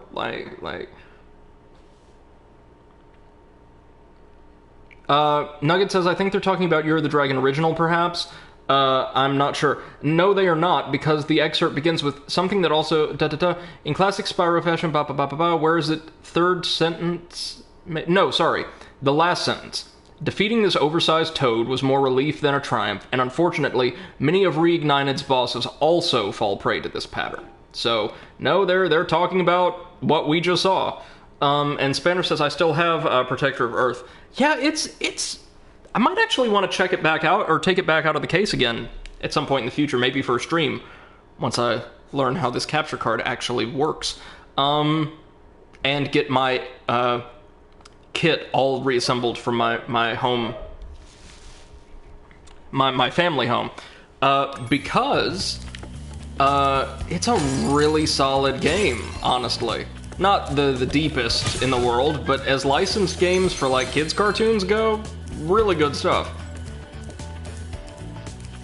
So we are now in the Midday Gardens, Looking slightly reminiscent of a more stylized version of the Summer Forest from the first game, or second game. And I see you, little dragon egg in the moat. We are going to, of course, perform our ritualistic culling of the collectibles. Nugget says, to be fair, Spyro 3 has notoriously the hardest boss in the trilogy. The second boss, Spike, so the next one. However, he was nerfed for Reignited, which is actually a good thing, as I played Spyro 3 original hundreds of times, and I to this day have never beaten Spike without dying to him. He always ruins my no-death runs every single time, but he's a piece of cake in this one. Kinda disappointing, but also relieving at the same time. You might want to try streaming a series of attempts at a no-death run of Spyro 3, or the original then, at some point. I bet that would make for A, a great challenge, and B, also some pretty good viewing. Seeing as you're a really competent, not just competent, but talented speedrunner for these games as it is to begin with. And Spinner says, I loved that, but always wanted more aliens. Same here, same here. And a couple of the aliens, the plant-based alien in particular, felt like they had such situational use in combat that they felt almost redundant. Now, there was a game for Alien Force that was... Nugget says, do you mean restarting every time I die, or what do you mean exactly? Exactly, like, do this as many of the very, very angry speedrunners do, and aim for, like, like, more or less perfect challenge speedrun. 117% or any percent, whichever you prefer, honestly. It sounds like the real challenge will be getting through certain bosses or sections of the game that are mandatory anyway, so... What do we have here? Icy Peak? Yeah, seems legit. Now, if the first world's mechanics are meant to teach us anything, and if it's a good platformer, they are, there's going to be a new playable character to unlock somewhere in this world, and I'm hoping and praying it's the war criminal Byrd, so we can go back to the first world and complete it perfectly. Spanner says, Wildvine was fun, but I think I also liked Heat Blast the most. Also, I had the first Alien Force DS game, and that had all the aliens, but I never beat it. I had the Alien Force Brawler, like, done in the style of, like, Protector of Earth, for PS2, and I remember thinking it was really solid. Ah, Egg Thief. In the classic blue robes, too. Come back here. Trying to do that flame trick, but the timing is so tight. There we go. Nugget says, I thought about trying to get into speedrunning for Spyro, but I have severe unmedicated ADHD and it feels impossible right now to try to memorize routes. I gotcha. Yeah, speedrunning is so technical, almost scientific, that I love watching runs like the GDQ stuff. But I could never do it myself because it requires such a fastidious approach to playing a game, and it's just completely anathema to the way I like to experience games. Again, love watching them, and I love hearing runners or like their co-commentators on the couch, again, particularly for the GDQ events, talk about like all these little tricks and like precise skips they do. My personal favorites, though, are always 100% runs, because I like seeing the fastest or most efficient ways people have come up with to complete every challenge a game offers you. Oh, Nugget, I'm so sorry to hear that. I had a couple students, or I've had a couple students, get diagnoses, like recently, I think, like not around the pandemic, but like just before like starting a certain semester, and it always makes a world of difference. It's one of the hardest things in the world to cope with, I assume. Oh, check it, we've got one of our East Asian themed levels. Spanner says, the only speedrun I've ever watched beginning to end was the world record run for Subnautica that was like 37 minutes. And Nugget says, I love how Windbreaker speedrun is literally just breaking the physics and backflipping across the entire ocean. Oh my god, is it really? That's incredible.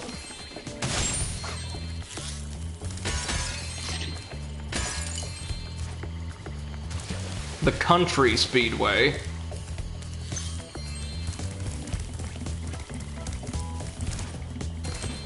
So, like, guns and unsolved murders and also root vegetables. Okay.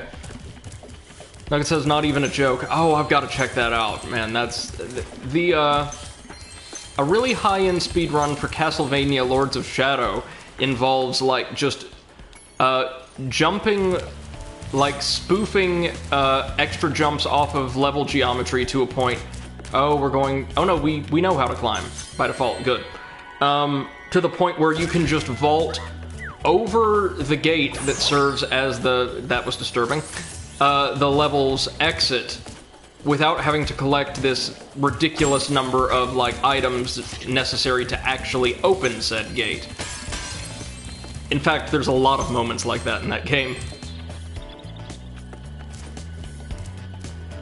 Spanner says so many speedruns are just break physics and clip to the final boss. Yeah, and those are interesting, but kind of disappointing, because again, as I said, I like to see the whole Monty, you know? And Nugget says, I think Country Speedway might actually be my favorite of the trilogy, actually. Used to hate it as a kid, but now I love it. I don't know why. Well, we'll see if that shakes out in my experience very soon, because I like to tackle speedways first, usually. There's the Stoner Cat and Spooky Swamp. Good stuff. Oh, yeah, that is one of Sergeant Byrd's archways. I appreciate that it appears each playable character has very distinct architecture surrounding each of their portals. So, like, Sheila had these little alpine cottages. Sergeant Byrd has these ornate, well, kind of stylized bird cages, really. Spyro. The sorceress caught this naughty bird letting off rockets in her fireworks factory. But I'm willing to release him into your custody, provided you pay his outstanding fines. Why do we not just murder moneybags like we do everything else? We've unlocked the Bird in the Hand trophy. Far better thing you do today, Spyro, than you have ever done. And, well, so forth, etc. You get the idea.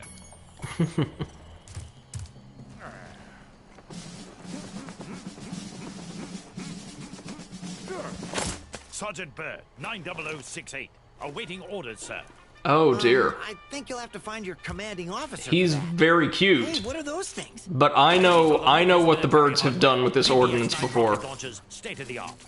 So why Spinner says because Moneybags has a dialogue box. So true. Because so I true. have limited ammo, and I wanted to conserve it for this.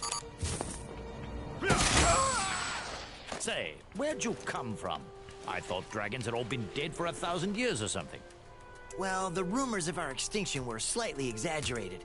We just want a little peace and quiet. Well, if it's peace and quiet, fairly certain that was a reference. Stay clear of my homeworld for a bit. I reckon I'll be blowing up Rhinox for weeks. Cheerio.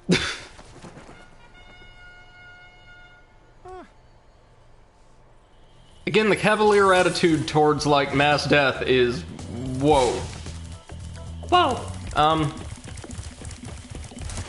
So Moneybags has been dispatched again. Certainly not for the last time. We've got at least 2 more worlds worth of ass-kicking in store for him. Like it says, I put the Wind Waker thing in the Discord. Thank you very much. I will check that out between streams today.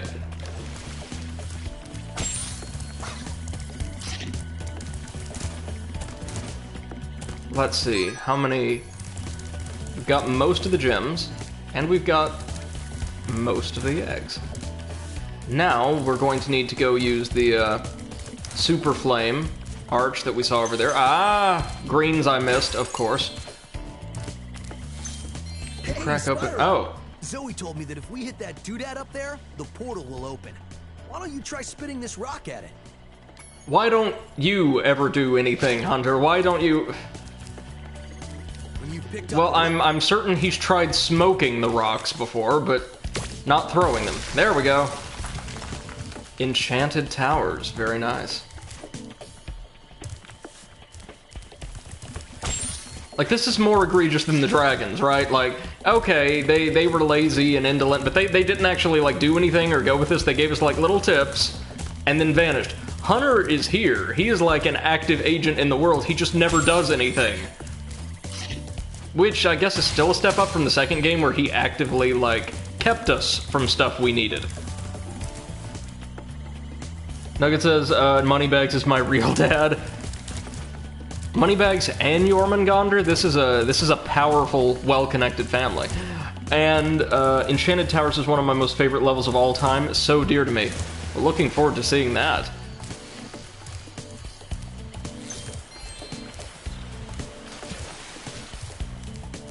And I have many dads. I see, I see. My family's like the Marvel multiverse. Which reminds me, there are so many like Marvel films I've not seen and really, really need to. Including Endgame. I saw Infinity... or no. Either I saw Infinity War and missed Endgame, or... oh, I guess we get an egg or something for destroying all of these planters. Because that's just what Spyro does. Or I saw Endgame and missed Infinity War. Whichever one came first, I saw. Then I missed the actual, like, conclusion. Because of course I did. I need to get that Disney Plus service at some point.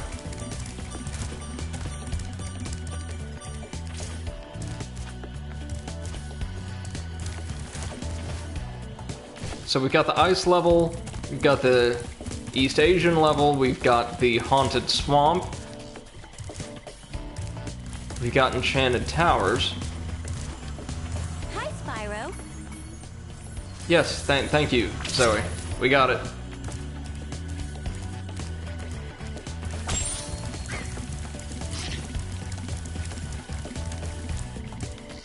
Let's... I'd say be thorough and analytical, but those are things that I never do, so not even gonna lie. There's all of our gems, though. Well worth the detour.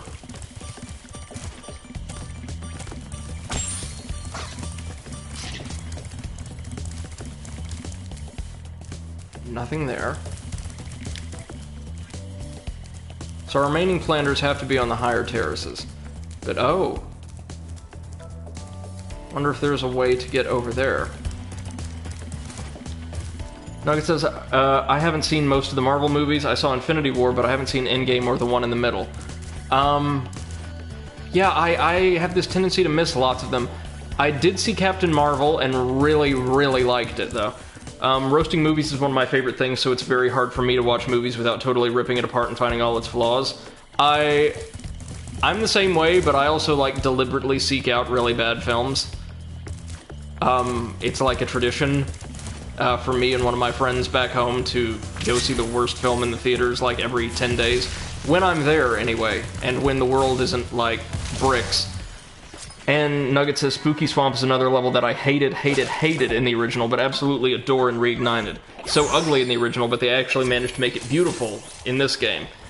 So it sounds like even though Sansaru was under way more of a, like, time and material constraint, and, like, it appears to me, too, they still did the absolute best they could and got some great results out of their remake.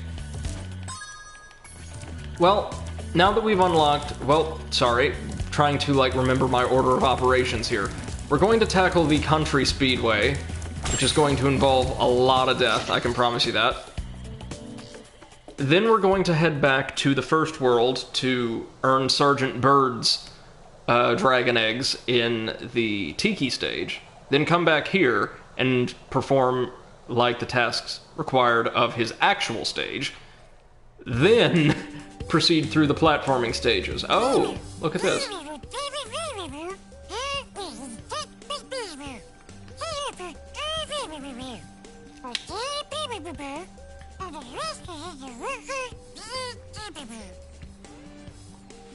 Nugget says, yeah, for as much as I nitpick Reignited Year of the Dragon, it's still a beautifully done game and made all of my dreams come true. Like, for real, you have no idea how much I cried and cried when I saw these levels revealed. They're gorgeous. They really are. I can understand that. Like, if people would ever remake the Sly trilogy, or make a 5th game. But unfortunately, Sony didn't market the 4th, also made by Sansaru, at all, so it didn't sell that well. Also, critics tended to be absolutely brutal to the Sly trilogy. Well, the Sly games contemporarily.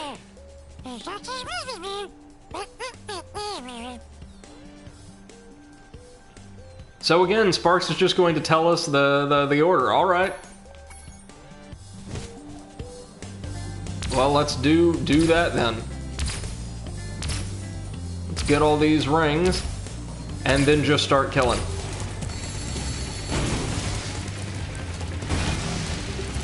Death. Death.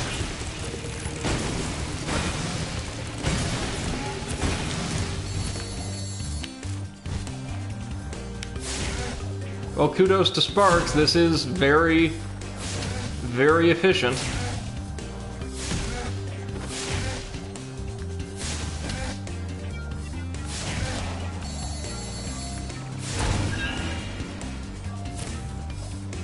Alright, so this is going to be tight, as intended, but we can make it.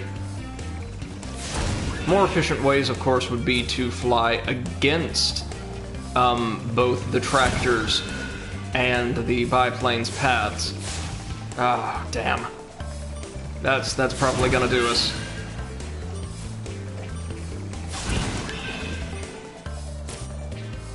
Yeah, but very close, very close. Nugget says, I loved Sly, but I never owned the game, so I didn't get to play them much. Only once in a while when I would go to my cousin's house. And also using the blue stars would help. I know, I just... They're a little bit out of the way, so I'll be able to grab them on subsequent attempts, but... not these first ones. Let's try this.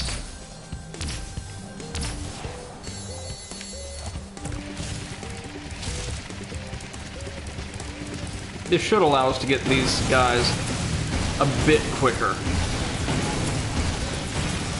Much quicker, actually. We'll have to go back around for the last farmer, but that's alright.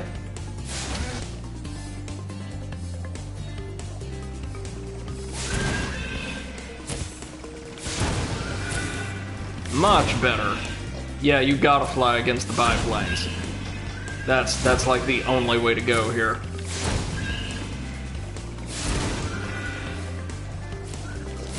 Well, I say, as I miss a biplane. There we go. Nugget says Sparks is an unreliable narrator. He tells you an order, but they're often not the best. Well, he does say that. He's explicit about, like, this is the safest order, or the most, like, obvious, but it's not the most efficient. Also, I don't care if he's being truthful or not, because his little voice is so precious.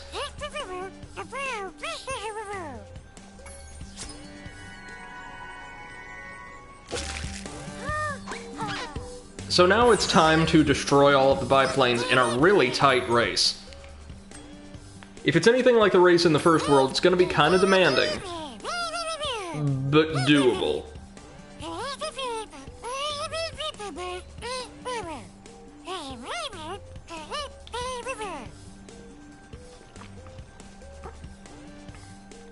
Nugget says Sparks is so sweet. He's always been very close to my heart, and it hurts my heart when people forget about him or hate him. How could you hate that voice? Just precious.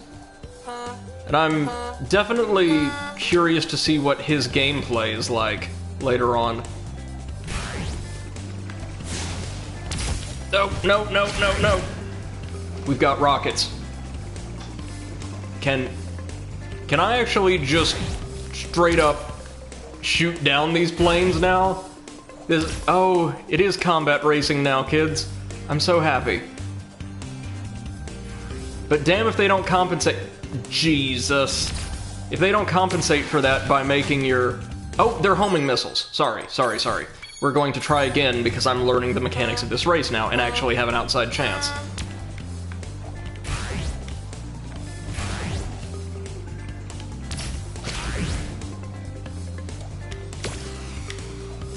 There we go. Well, kinda, sorta, not really. It was just out of range. Of course.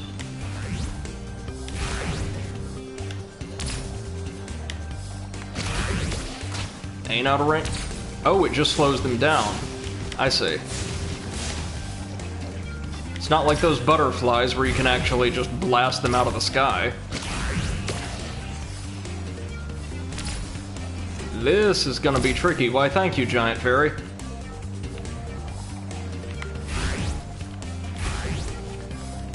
Oh,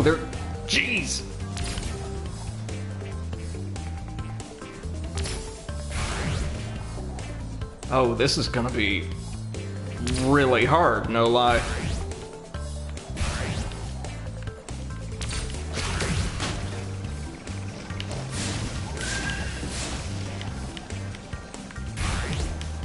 And they accelerate like there's no tomorrow.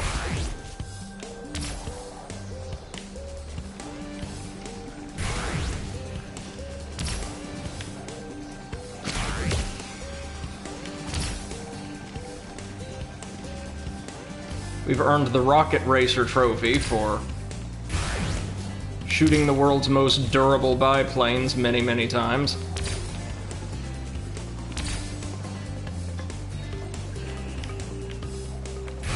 Alright, one.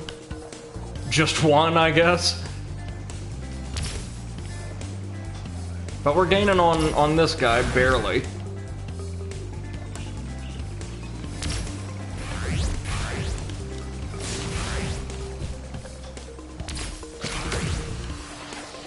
So the question is, can we overtake the first place plane in time? It may be possible, but only just.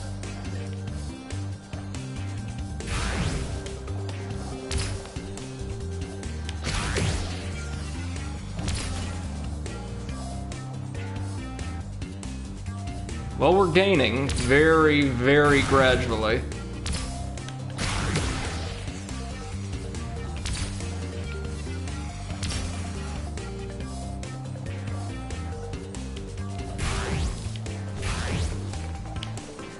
Ah, damn it!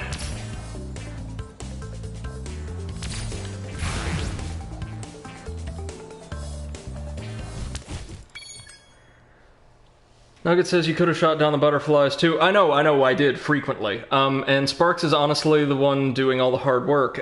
He takes all the hits and pain for Spyro and picks up all the freaking gems for him, every single one. Very true. I love the flying levels so much and don't understand how some people hate them. Then again, I love racing games a lot because I'm naturally very competitive, so I guess I can understand people not liking them if they're not competitive or don't like going fast.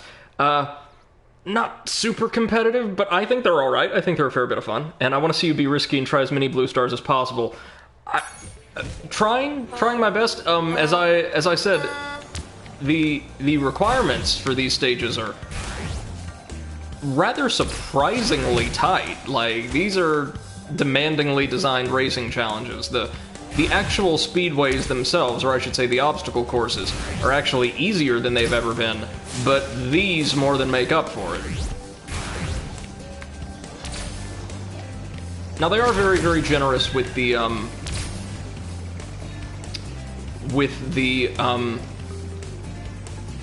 collision detection for the rings.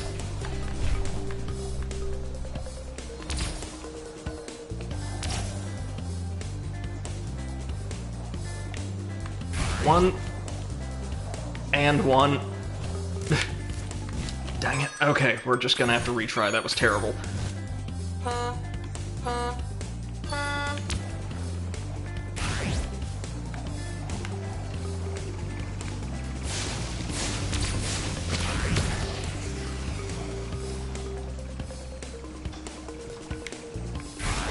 There we go.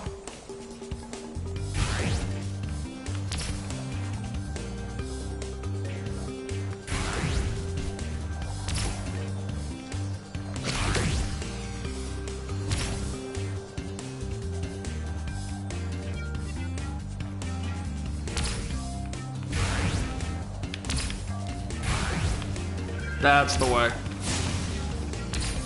And I take it if we're a bit further back from the next racer in order, or in the caravan, we want to go for the missile instead so it can catch them. But using the blue star to catch up to a fairly proximate racer and flame them seems to be a better idea on the whole. If what I'm saying right now makes any sense at all and isn't just word salad.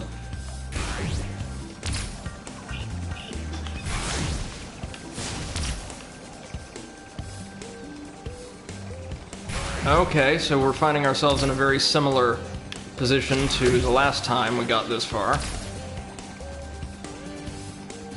Oh, but the first place racer has such a lead. Such a friggin' lead. Damn it.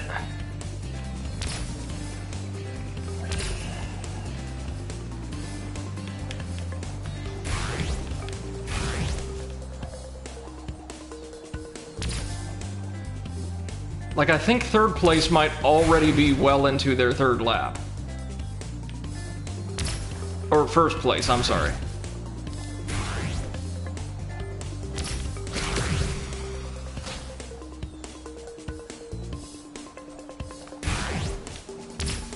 Okay, we're doing better. Much better. Not good, but better. Ah, this ought to do it, though.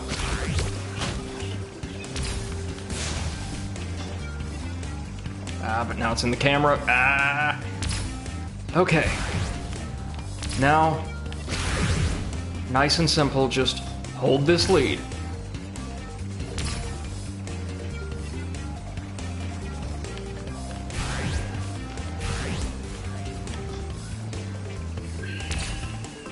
Okay. Right like so. Good, very good. All right. Okay, good. Good. All right. Well, that's over, and by which I mean very, very easy, and something that anybody should be capable of. It didn't take that much out of me. Not much concentration, just nice, breezy flying. Easy, easy. Glad it's entertaining. I typically don't do very well with races in games. Generally.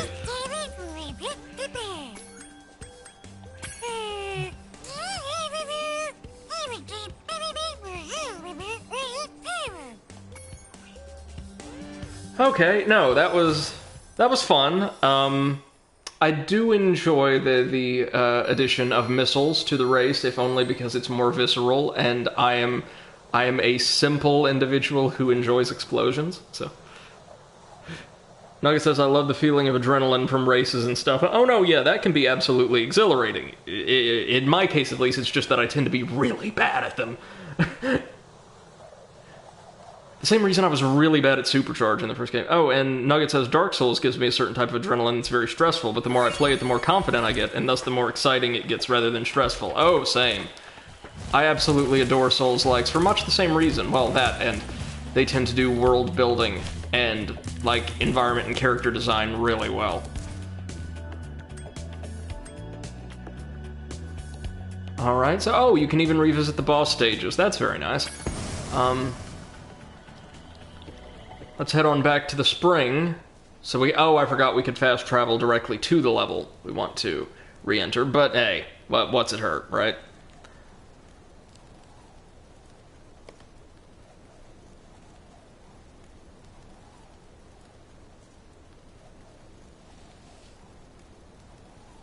I think...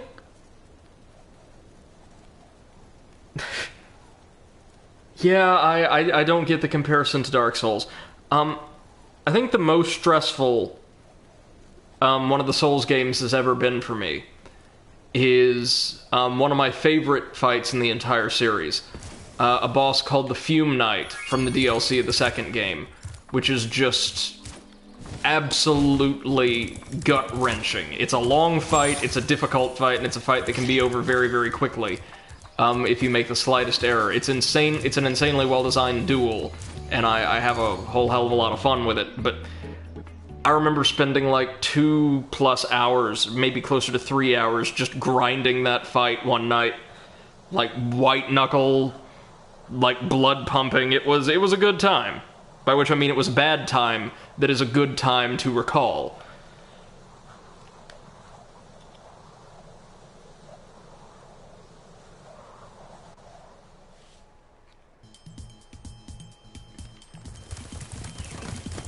Alright, now let's just head on up to Sergeant Byrd's portal. I shall learn how to control him on the fly. We will be tutorialized upon our return to the second world. What could possibly go wrong? Oh, we have to go visit his tutorial level first. Okay, I got you. That's interesting and probably also good, really. Oh, there's like additional missions in the speedways I missed. Okay, didn't notice that. Probably a good idea to check the guidebook then. I guess you have to revisit for Hunter's missions to appear. Or find them out in the world like the quests in the second game. One or the other. We shall see.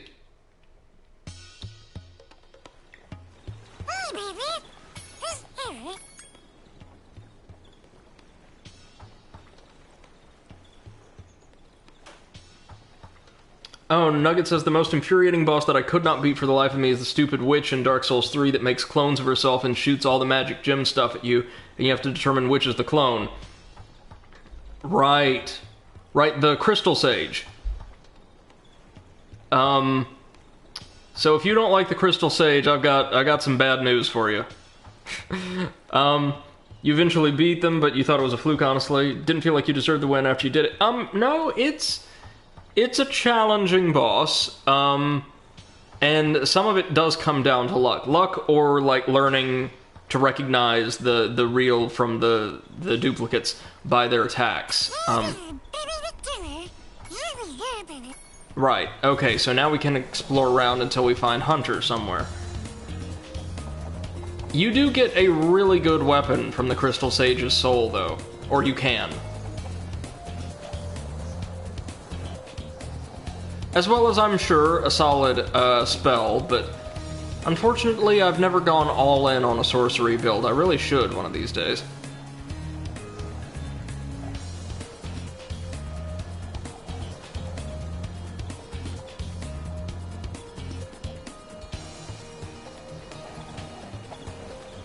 Alright, time for another installment of Brady Tries to Find a Needle in a Haystack. Love the design of these spiders, though.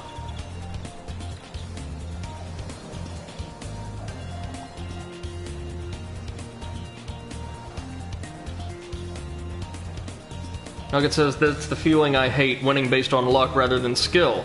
I want to feel skillful, I want to feel like I deserve the win, not like the game just took pity on me, if that makes sense. Yeah, sure, definitely. I understand that, but, if you could take down the next boss right on the other side of the Crystal Sage, you have every right in the world to feel insanely proud of yourself.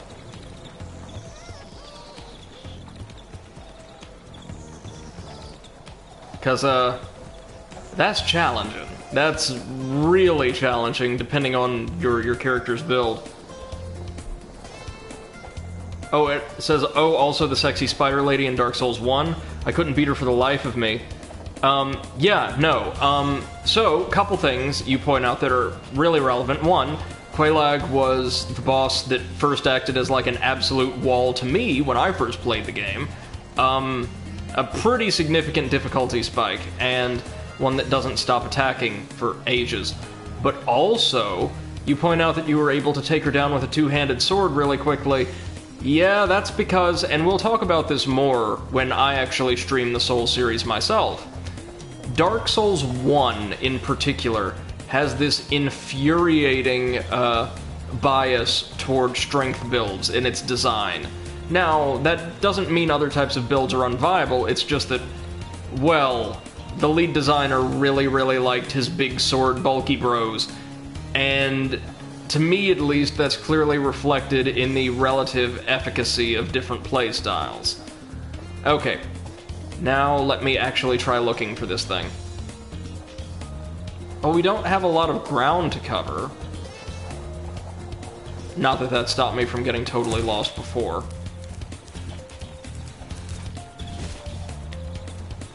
Nugget asks, isn't that because Dark Souls was directly inspired by Berserk? Yes, in part. But yet another reason why I like Dark Souls 2 a bit more. They make dex builds or various types of magic builds way more viable. Actually never read Berserk or watched any of the adaptations myself. Nugget says it still felt cheaty though, and like I was cheesing her and it wasn't deserved. Honestly, in my experience, that's just kind of how pure strength heavy armor builds feel in Dark Souls. Like, you can weather absolutely anything. Also why there's so much fun to fight in PvP. Okay, I've got to find me a quest giver or something somewhere around here. Ugh. There you are. Whoa! A bunch of sheep and flying saucers just came out of nowhere and started blasting up the race course. Hunter, you need rehab, man. It's... Looks like I'll have to hop in my plane and teach him some manners. Oh, we actually get to play as the stoner cat this time.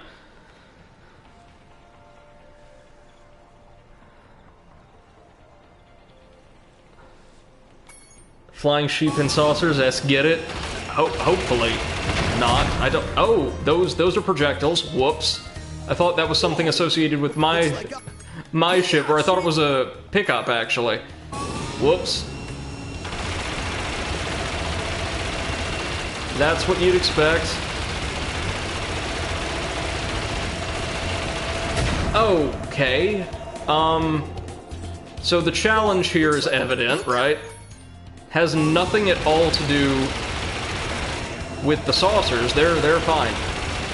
It's that this plane is friggin' huge. Which is, therefore, a massive target. Also, the hitboxes for those orbs seem kind of generous. Oh, I know there's a turbo button. That doesn't directly address the problem of this being such a big, bulky target. Yikes. I mean, it feels really good to have these machine guns going full tilt, don't get me wrong.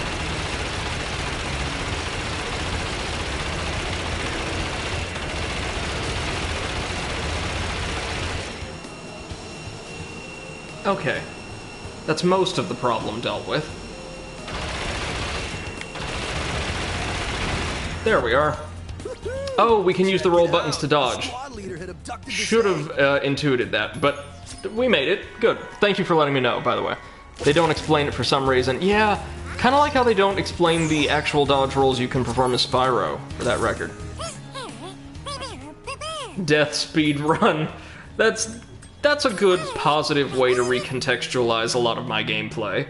Just seeing how fast we can die. Always setting new records.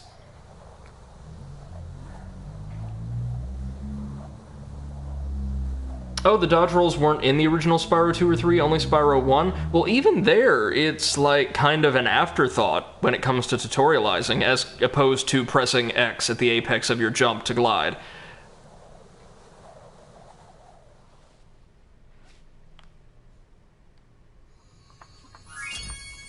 Right on. So now let's head back on over to the country speedway and take on Hunter's challenge there. Now, also, I kind of appreciate the fact that we can now play as Hunter, even if in some limited capacity, and that he's got a very cool-looking plane, regardless of how it controls. The other boss in Dark Souls 1 that just gave me a hell of a time consistently was a mid-game boss called the Four Kings. Mainly because I could never figure out exactly what they were doing. They have a very unique, like, honestly beautiful design.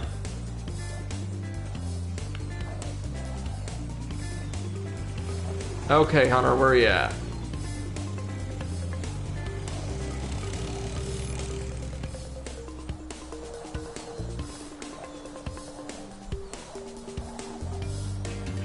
Oh, that was more or less easy. Nugget says I've been drinking a lot of tea and it has natural caffeine in it, so I'm like, must type every thought ever. Oh, please do, please do. We gotta stop them before they abduct We need... somebody. Nugget says watching your streams on my phone helps me to discipline myself. I have no discipline on PC. Don't worry about it. I'm just glad to have folks contributing their thoughts. Because God knows I don't have many of those while I'm trying to focus on something like this. Okay, so Hunter specializes in, like, high-tech sci-fi warfare. That's nice. Oh, and the space cows are back.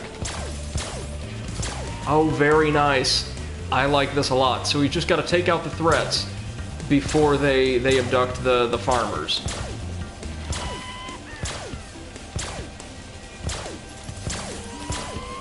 There we go. Good. Good. That one was tight, but we're doing okay so far. Doing okay so far. Whoa. Whoa, that's an entire wing that's just materialized.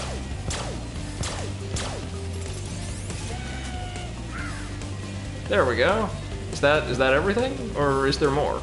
I wouldn't mind if there's more, yeah.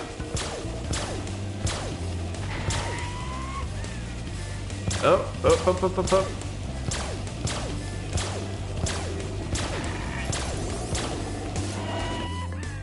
Did it? Spyro! You're not gonna believe this. I'm gonna strap on my... Oh, is it because we missed the one UFO that flew overhead? Okay, I thought we just had to prevent them from, like, abducting anybody and that we might get another chance at that one since it wasn't near anyone, but alright. Looks like we got everything else, though, so this isn't too bad at all.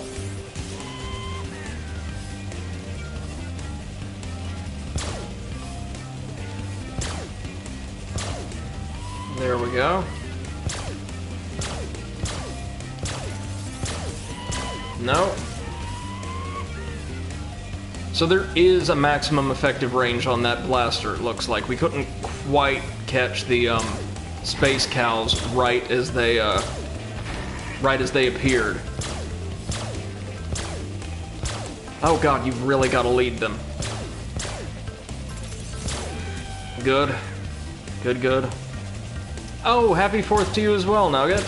I hope you and yours have a lovely celebration, or as much as you can, right now amongst, well, the pandemic, right?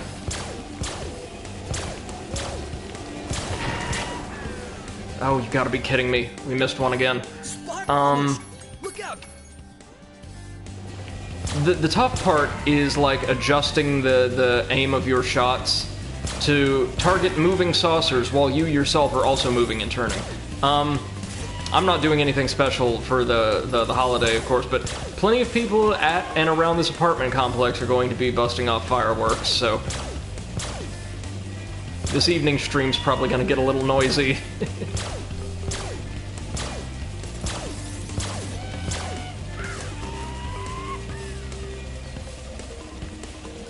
Okay, let's get ready for it.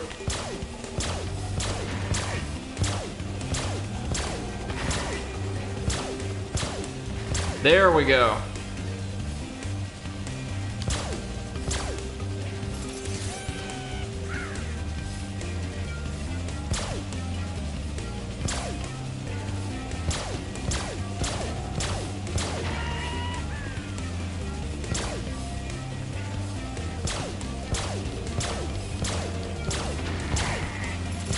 Okay, so now that we got rid of the UFOs, we can progress, hopefully, kinda, sorta.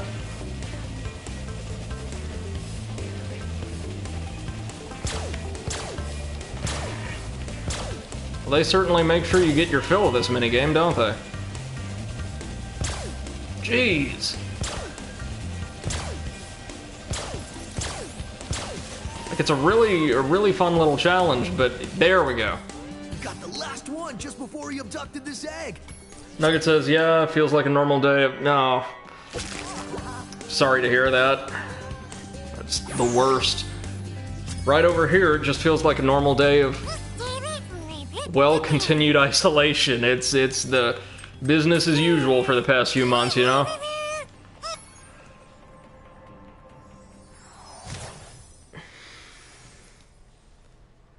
Hey, Savar. Welcome to the stream. I don't know if this is the first time you've been in chat, but, if so, welcome. Welcome. We are so happy to have you. Well, we're happy to have you regardless. Which levels have we done so far in Midday Gardens? Well, we have, tackled the Speedway, and that's about it, actually. We've gathered all of the gems and eggs in the hub world itself. Oh, think this is the first time? Well, in that case, welcome aboard. Again, really glad to have you here and chatting with us this afternoon. We've unlocked Sergeant Byrd's stage, and I think, since it's necessary to grab the last couple of eggs in the Tiki stage in, the first world, we're going to take care of this stage next. Self-made challenge? Sure, why not? I'll bite.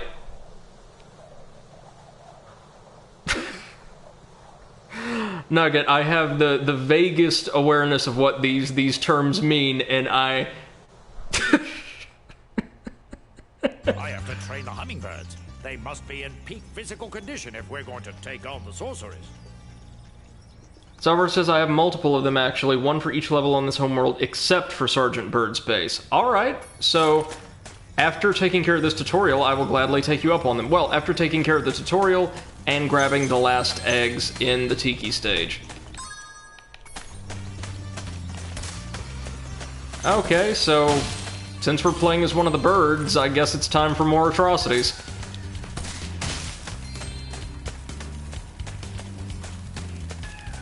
So, the situation is this.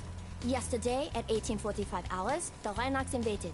We defended as best we could. Alright, hit us with your first challenge. Leadership, we couldn't put up an effective resistance. By 1900 hours, the rest of the squad was captured, and the Rhinox had Nugget says I'd like to know about these challenges as well. I'm a bit of a Spyro God gamer myself. She is, it's true. I can affirm that. Okay, so we can fly. And we can fire off homing rockets, jeez. Okay. So the Rhinox just have gardeners here, like Dr. Potter from Luigi's Mansion? Okay. Thank you, sir.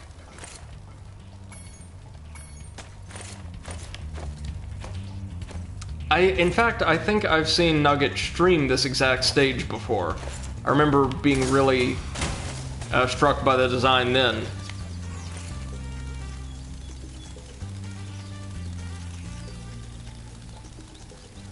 Nugget says this is the French war crimes level. And Salvar says on Bamboo Terrace there are 19 +1 enemies. Challenge, have at least 13 of them killed without using direct Spyro attacks on them. Instead use alternative indirect methods to take them out. I will see what I can do, no promises, because as you will learn very quickly here on this stream, I am far from the most proficient player. But certainly I'm gonna do my best.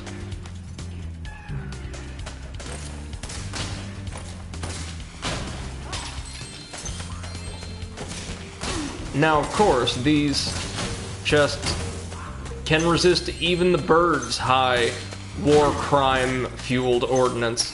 Interesting, interesting. Down they go.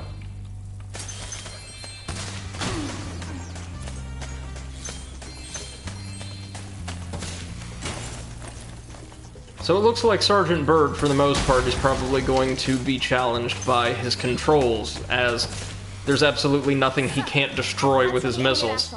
They won't march far on empty stomachs.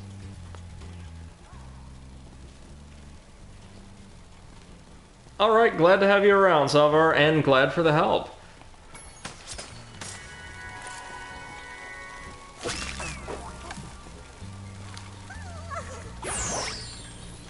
Well, that's horrifying. The Rhinox had blocked the way out of this next cave with a security door, and I don't think you'll be able to blast your way through this one. I recommend you land on the weights and carry them to the pressure-sensitive security switches on either side of the door. When in position, press the charge button to drop the weight. Press the action button once to look down, and press it again to look up, sir. Well, like, at least unlike Sheila's trainers, these folks seem like pleasant and not evil.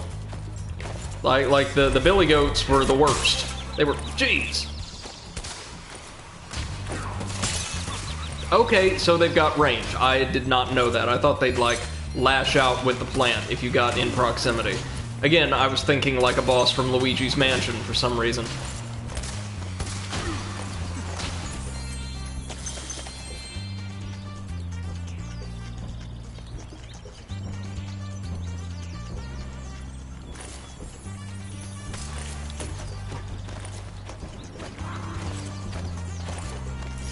Okay.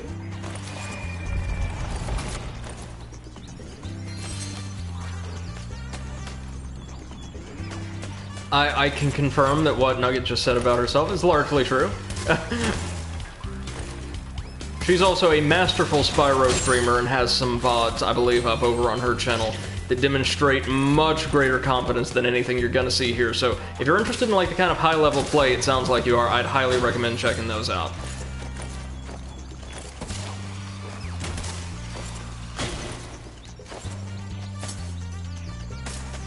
Oddly enough, I feel like I'm going to... well, I'll feel 1,000 times more competent when we're actually playing Dark Souls.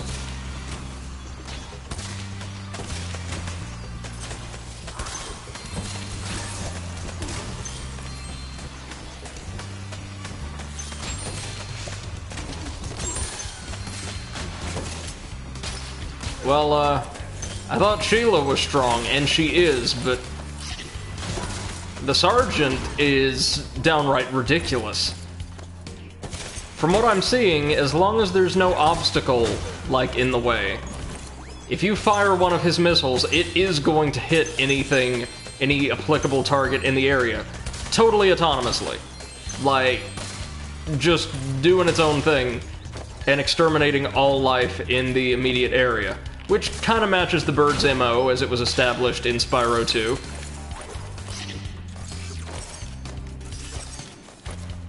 Let's see. Anything up closer toward the roof of the cave? Oh, there's 500 gems here. Wow.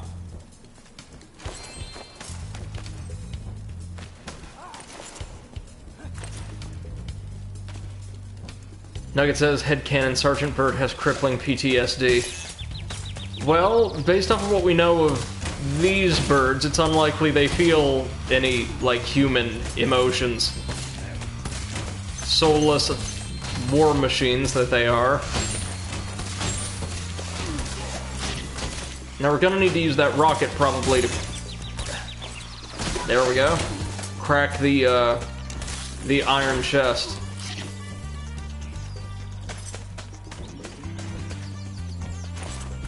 Well, hold on, now, hold on. I understand birds aren't human, therefore shouldn't feel human emotion. But these are anthropomorphized characters, meaning they have been ascribed human characteristics, as including emotion.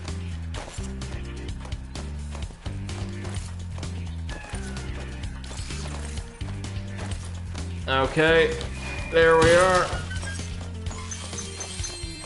Now let me just drag this missile along the ground while I pick up all of the gems. That's a smart, like, galaxy brain thing to do. Alright. Now, there was another iron chest earlier in the stage, but I think we'll get to that later, right? Yes, we're going to find a way to open up these glass shutters. Aha! That is a third massive iron chest. Oh, and plenty of bottles around here to shoot down. Well, let's get to it. Mission accomplished. Oh, okay. I guess we... okay. Gotcha. Nugget says, Brady speaking this, I would honestly recommend you put blind or first playthrough in the tags, or at least in the title. Okie dokie, we can do that, I think.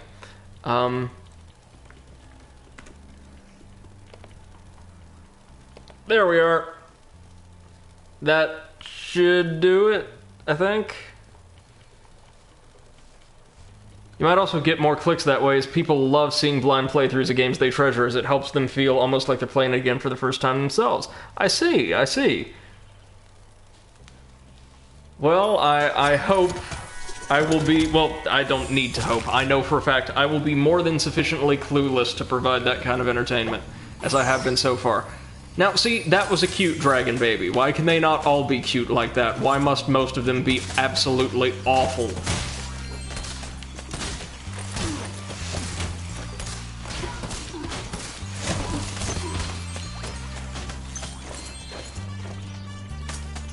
So, overall, I can say I really, really like the design, and specifically the diversity of designs present in the Rhinox. They're very reminiscent of the Shreks from the first game in that regard. Got plenty of personality and distinct appearances for each stage. Absolutely love that. Spyro 2's enemies comparatively felt just a little bland, or they were different for each stage, but they didn't have the same personality as, say, a very expressive species or character that adapts to each environment, like you have to, if that makes sense. I can see why these guys are very popular. I don't know yet if I prefer Rhinox or Shreks. That's gonna be like a huge toss-up.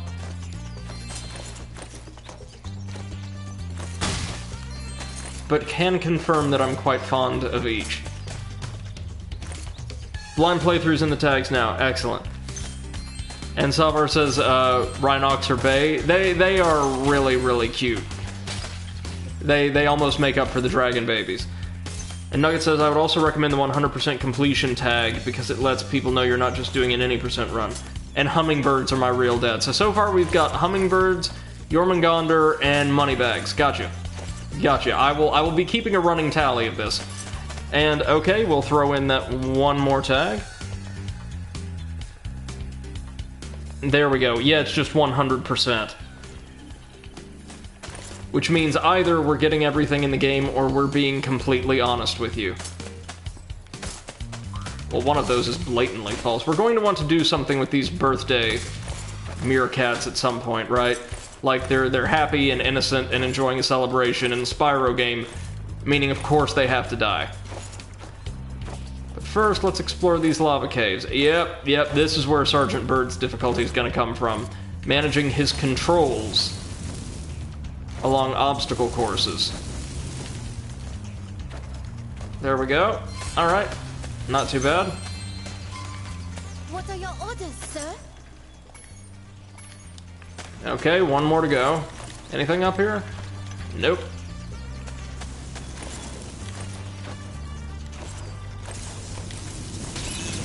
Ouch.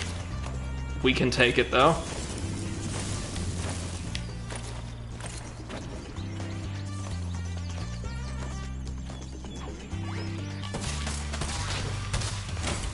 Oh, I'll get you one of these days. Don't you worry. Nugget says also if you use the roll buttons you can strafe left and right. I don't know why nobody ever uses this feature. I never see anybody use this feature much like the rolls. Yeah, that's actually going to be really useful. That birthday meerkat.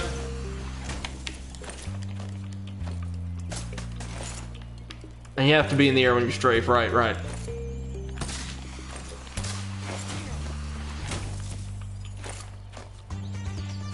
I don't know why I'm killing them, I just know that I am.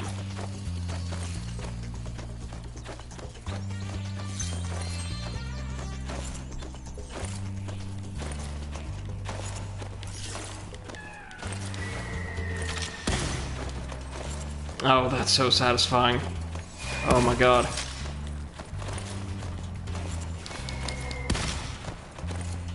Oh, you little... Never mind, we've got an iron crate to break. I'll be back for you.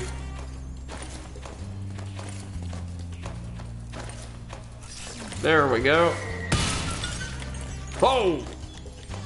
We unlocked the Byrd Bombs trophy. Lovely. And how many gems do we have? Most of them. And we've unlocked the path to the final soldier, I believe? Nugget says, people complain about Sergeant Byrd's controls, meanwhile it's their own dang fault for not utilizing all the controls. Well, I mean, I can see why they would take some getting used to. They are looser than Spyro and Sheila's, but understandably so, as he's meant to be kind of, like, well, floaty. But they're not unbearable or anything like that.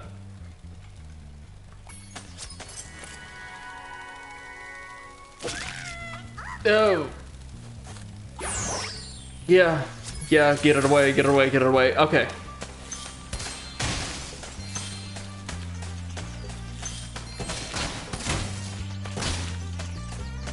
So we can't actually open those. near as I can tell, anyway. Or not yet. I'm ready to be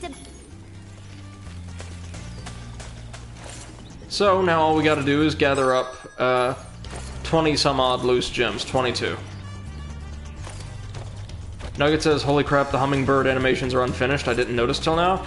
Well, let's have a look. I think I might know what you mean. But if so, then I didn't notice it at all.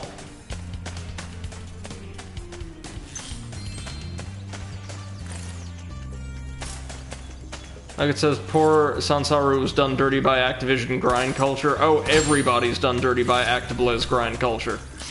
Or grind culture in general. So like when they're talking, maybe? Crunch. Crunch culture is what you're looking for.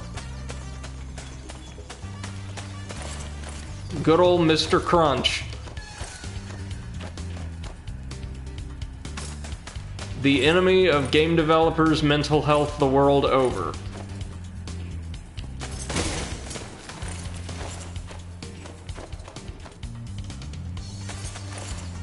Okay.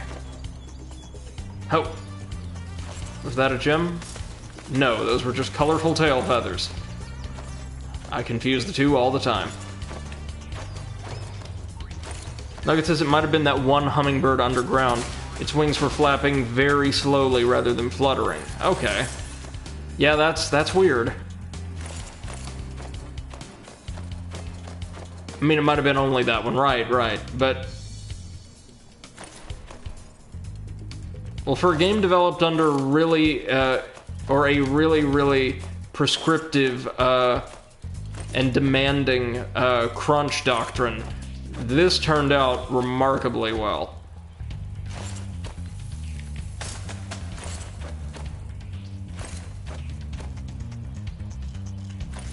Okay, gems, where could you be?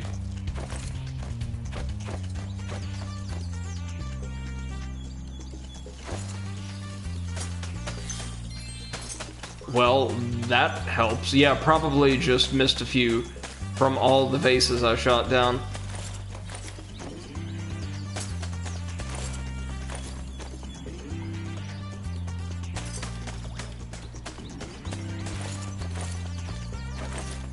Nugget says, I like how Sergeant Byrd has a card in his hat. It's a very nice touch.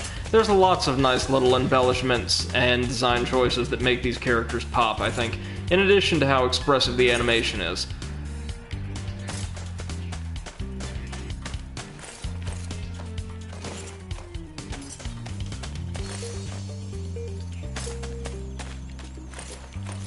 Okay. Do I use Sparks' gem locating ability? Generally speaking, I try not to, because I think part of the fun is exploring these worlds, and, you know, having to dig around for one last gem, which is something, of course, I always end up doing.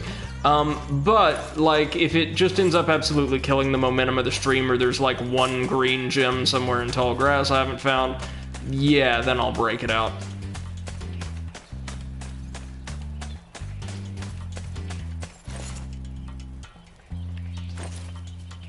Savar says, can't argue with that. I like the mentality that you prefer the challenging way. Well, thank you. I think, it's just part of how the game's meant to be experienced, or, like, ideally in this case. I'm not a huge fan of making things more difficult for myself, bereft of, like, reason or reward, but it kind of feels like the way these games are designed, you know what I mean? It's a collectathon. The inherent challenge and the reason you play the game is to explore really dense worlds and find all kinds of little hidden goodies. Nugget says, I only use it to determine if a gem glitched out of existence. I've had the disappearing gem glitch in Reignited before. Oh no, that sounds awful.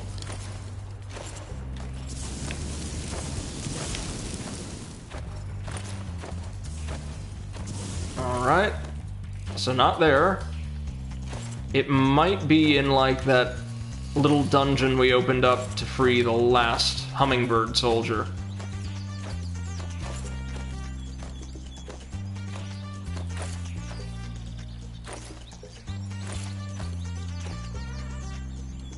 Soundtrack for this stage is phenomenal, by the by.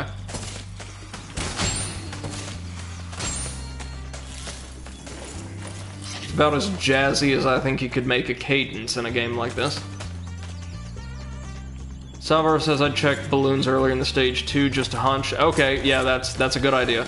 Now we checked this room entirely, so we can scratch that off the list. Yeah, I probably missed like one bit. Yep, there you go. Thank you very much. Now is that going to give us all we need? No. Yes, actually. Hey! Alright, we are good to go then. Back to I think it's Molten Crater or something, the Tiki World. And get a bit more use out of Sergeant Byrd's high-yield ordnance. Yes, indeed, your hunch was correct. Thank you very, very much. So right now, it's hard to say whether I prefer Sergeant Byrd or Sheila's controls or like playstyle. Something about playing as Sheila is just so satisfying, you know what I mean? So much power in that character. The fact that she can like gently kick something and send it flying like halfway across the screen never ends or never fails to amuse me. But hold on, I'm sorry. My controller just died, supposedly, despite the fact that it's plugged in. Yeah, that's weird. Hold on. Hold on. There we go. Just a moment. Yeah, that's so weird. Let me direct audio back to my headphones. There we go. Sorry about that. No idea what happened. Perhaps the controller cord got tugged a little bit. Now, with that taken care of, we can head on back to the Molten Crater and take care of Sergeant Byrd's gameplay challenges, as well as collect over 100 errant gems that we haven't gotten our hands on quite yet.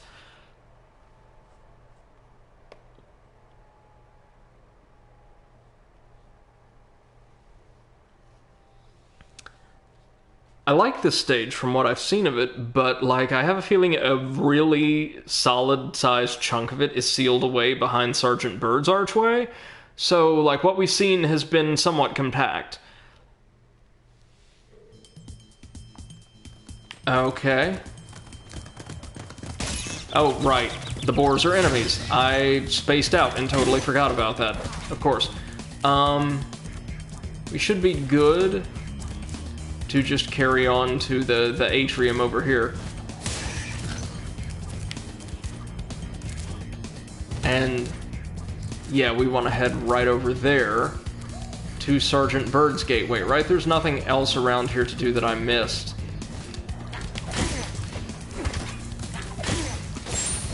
Because I saw, like in the guidebook, there is the Replace Idle Heads challenge, and I don't think that's located anywhere around here.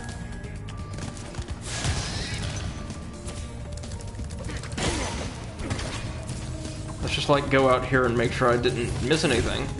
No, there's no idols or anything out here that I recall, but another boar that for some reason I just continually ignore.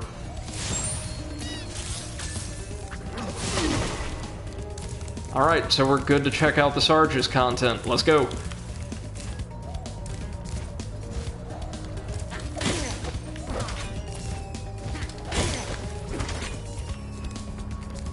Alright. Yeah, we've got to go around. That's right. There we go. Alright, sorry about the delay. We can take it on proper now.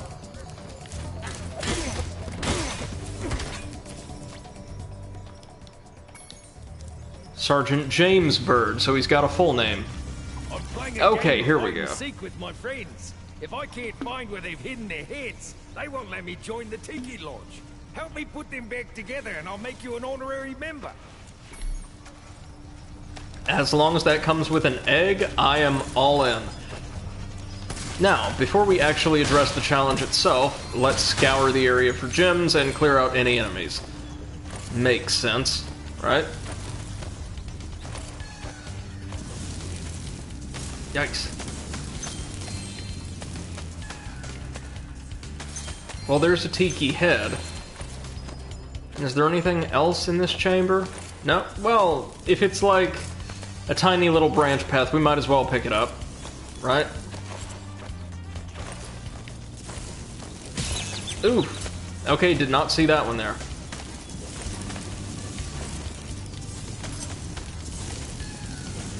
Mm-hmm.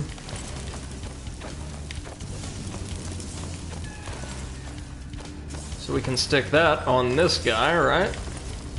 Yep. And I guess it doesn't matter which head goes on which idol. Oh, we've got, like, malicious toucans running around as well. Savar says, I definitely recommend to pick up a head the first time you find it. Yeah, it looks like most of these heads, and the gems, of course, are going to be in these kind of, or at the end of these unidirectional little hallways. Come on, give us that health. There we go. That's the way. All we've got to do is fly over toucans and drop the head. There we go. I love the design of this area too. Like, you've got this beautiful tiki aesthetic everywhere. Very, very cool stuff.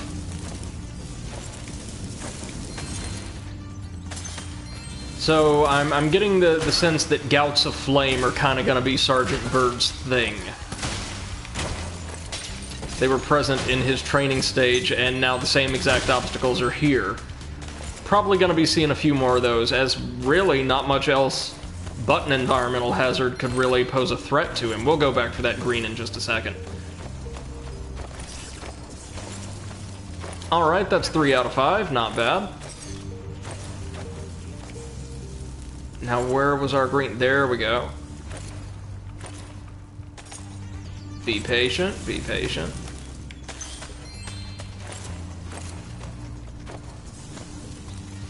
Alright, now next we'll want to head down here probably.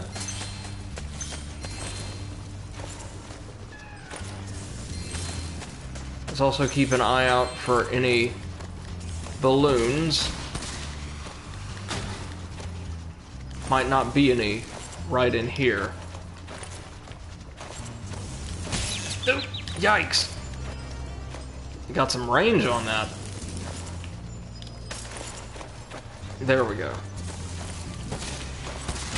And the toucans seem to more or less automatically respawn.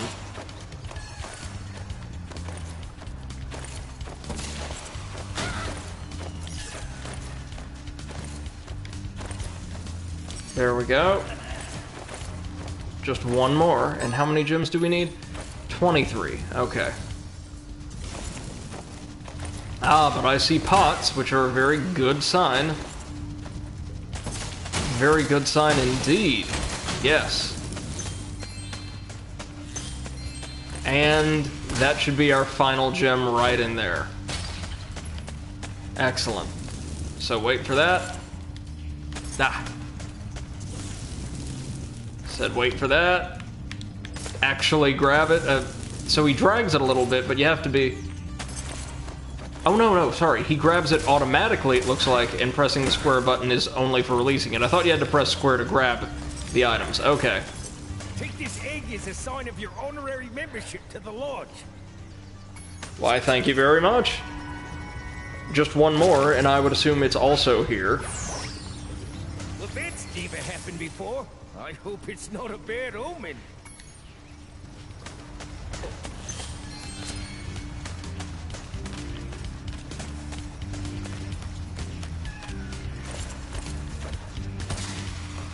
Well, see, Savar, the way I've kind of intimated this game's side areas to work is generally if you've got one of those large purple doorways that transports you elsewhere, there's going to be 2 dragon eggs present in that area, whether or not they're both associated with the actual challenge.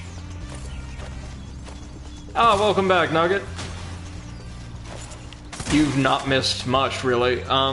Nugget says, I like how the toucans look exactly like the Fruit Loop toucans. Oh yeah, Toucan Sam. Okay. Now, I have a feeling our egg is going to be in there.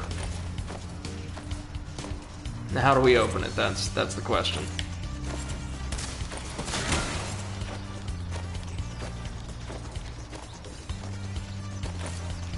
Well, let's look for a path we either haven't been down before, or wherever there may be.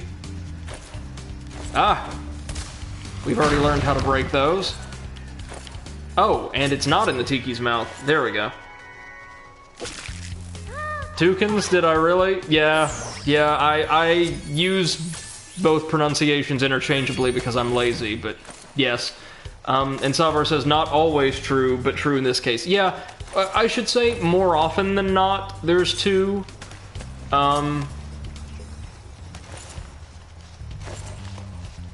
Looks like the Tiki was also offended by my pronunciation of toucans.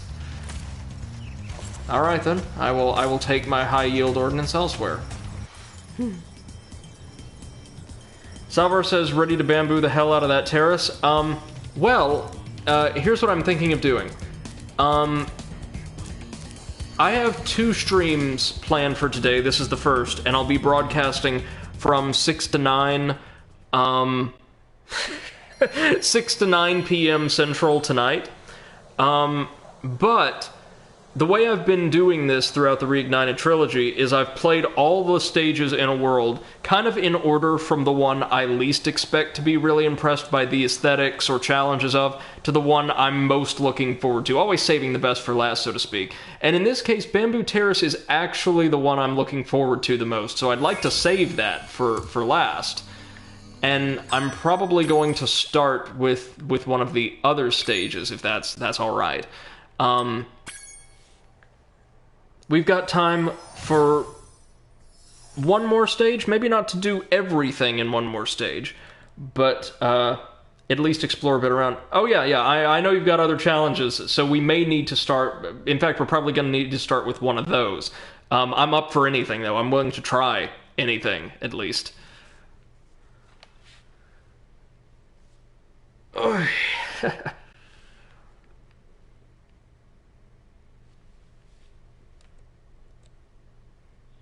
And Nugget says that's like saying seagull instead of seagull. Toucans, I'm gonna freaking bash my head on a wall. It's a...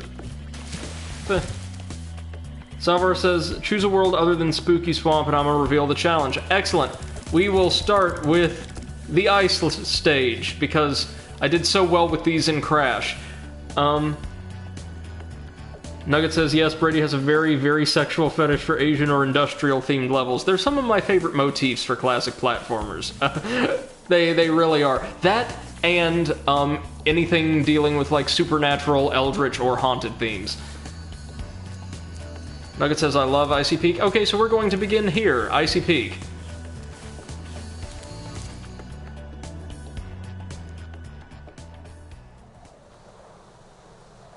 Okay, what's our challenge? It can't possibly be worse than the box gem on Crash Bandicoot 2's Cold Hard Crash. It cannot possibly be worse than that.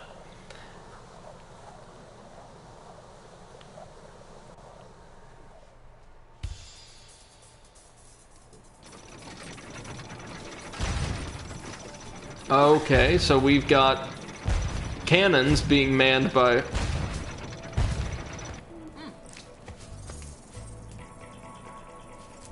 polar bears who are oddly proud of their aim. But Rhinox have blocked the path with ice, so I can't get through. Salvar says there are snowball shooting Rhinox on this level. The second one you encounter can be baited to shoot a vulture in the sky, which circles around the hill. Okay, so I think I can handle that. But it doesn't even shoot straight. I haven't been able to hit a dang thing all morning. Right. Okay.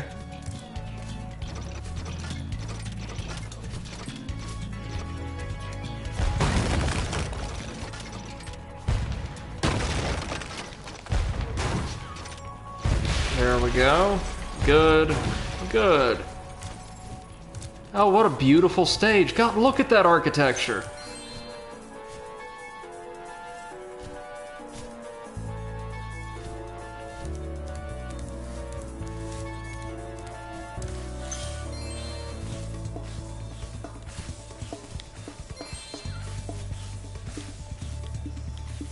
Savar says I call this one the Icy Peaky Challenge. The first guy who completed it was named Jay Peaky. Okay, I see. Lovely.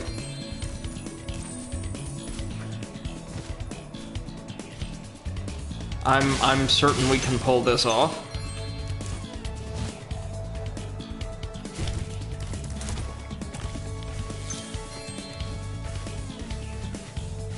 So I'm clearly in the company of, like, Spyro experts. As I, like, waddle my way through. Okay. This is one of the Rhinox you mentioned, I believe.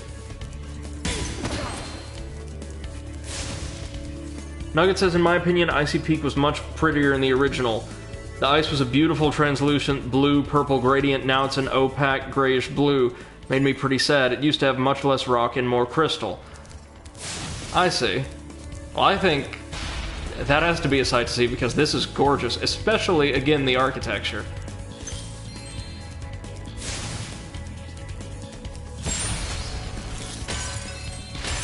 They also redesigned the sort of explosive jars from the second game to be, just standard crates of dynamite, I suppose.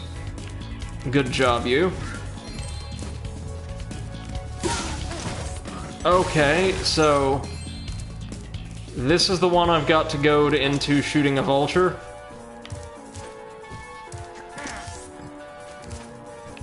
Well, we will try. Oh, jeez.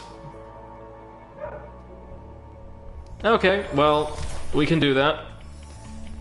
We can try, at least. I didn't see any vultures whatsoever. I was looking at chat, so... Walked right off a ledge.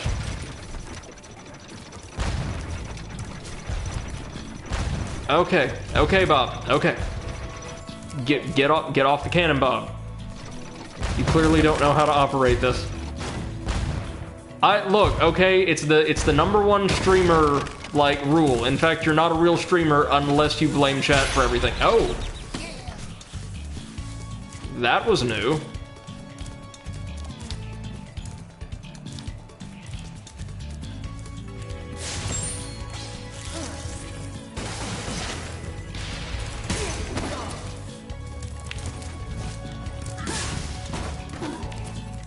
Okay, so hold up. Let me get out of the range of that guy, so I can see...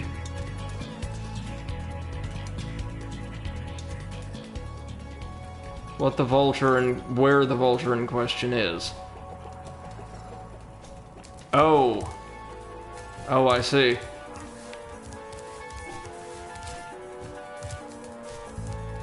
Whoa, how on earth are we gonna... Oh, I see. I see, there actually is verticality to his aim.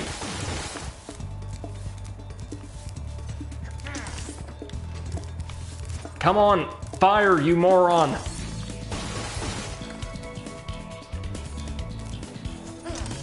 I see what we have to do. It's gonna be tough because of the way these guys work. Oh, and they only attack if you are, like... or if they are on screen. I see. Well, that's good to know. Alright.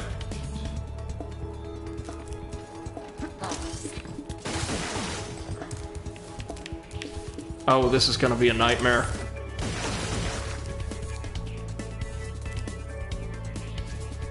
Yeah, I know, so I'm going to have to do this effectively blind.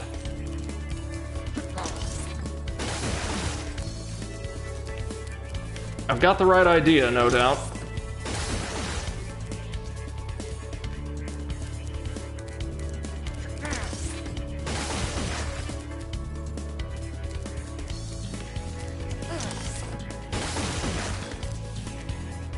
Oh, jeez.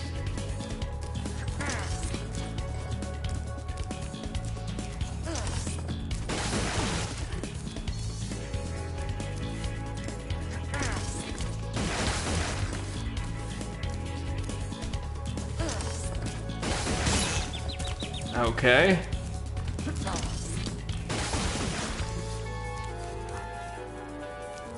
Yeah, we've gotten close a couple of times.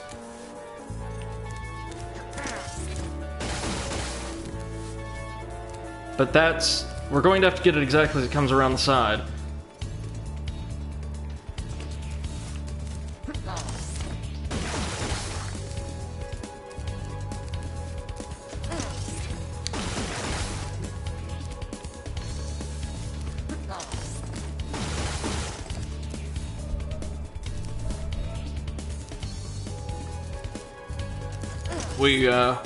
We gonna be here for a while, folks.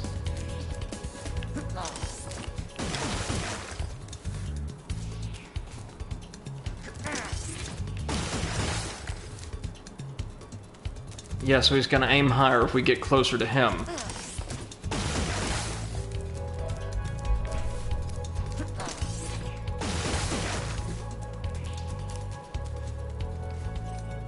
No, it's alright.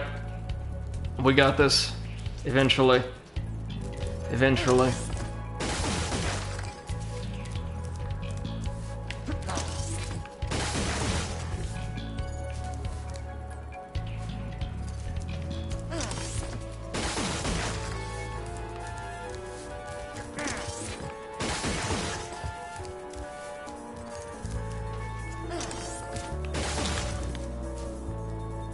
Ah, that was close. That was close.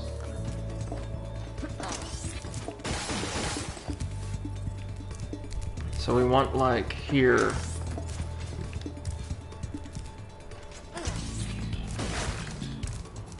Yeah, we want, like... that's the angle. Kind of, sort of.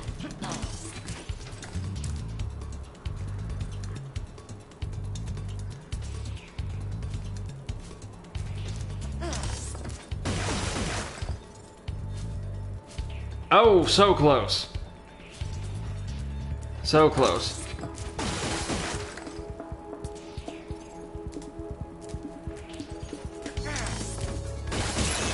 Doing this without getting killed is going to be the real challenge. Jeez. Well, this isn't looking good.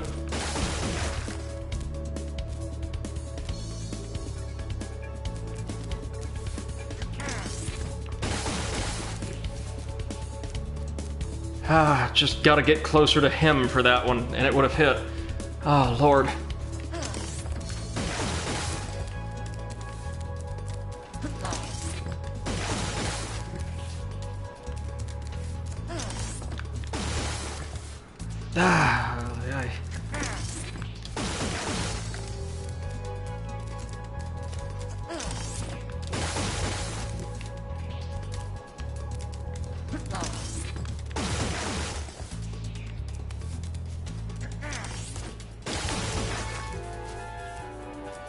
Oh, the timing's gonna be so tight.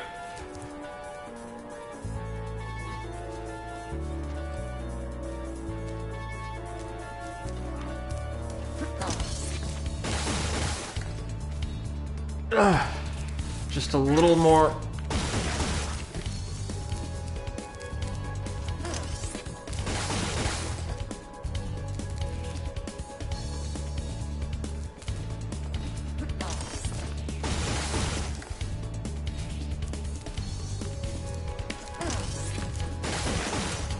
That's what we've got to do, more or less. Just get him to paint the area with 3 very, very high shots consecutively.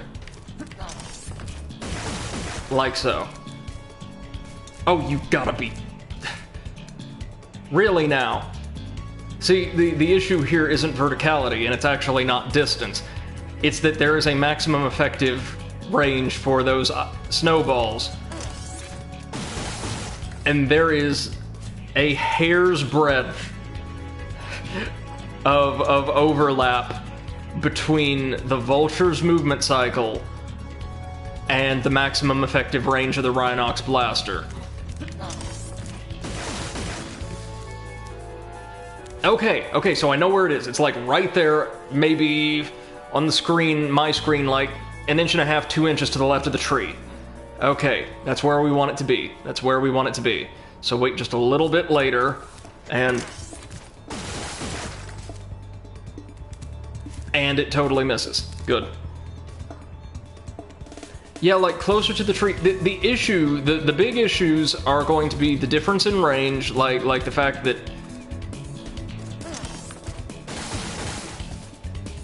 Like, the snowballs have to overlap with the vulture's movement at a very specific time. And B, that I cannot simultaneously watch the vulture and set off the Rhinoc.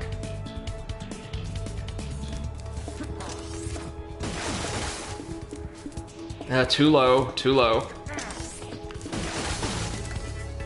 Gotta do it like that, yeah.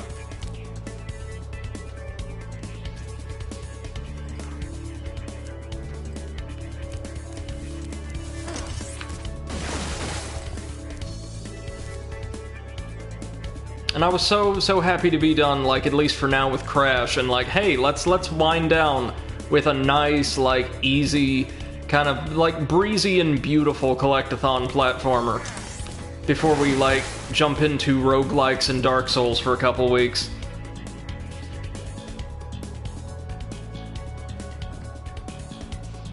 Oh yes, by all means, Sabar, please do join our Discord, if you would care to.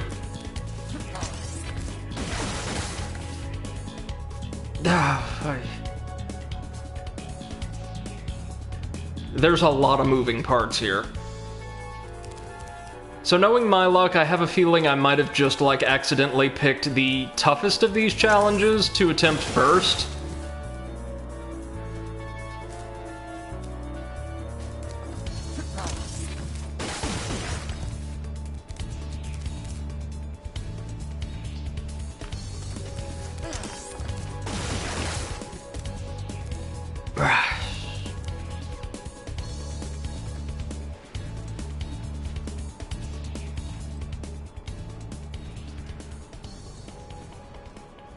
Wow, the stage music has actually looped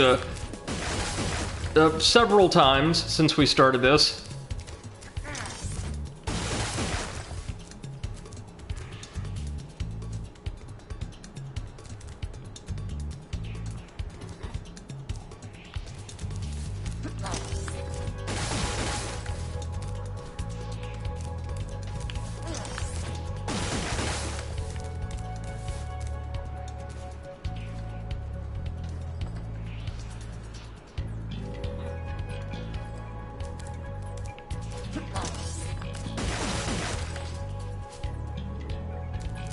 It's always, like, just a second too late. Like, correct me if I'm wrong, but a snowball traveling at the trajectory we just saw would actually hit him.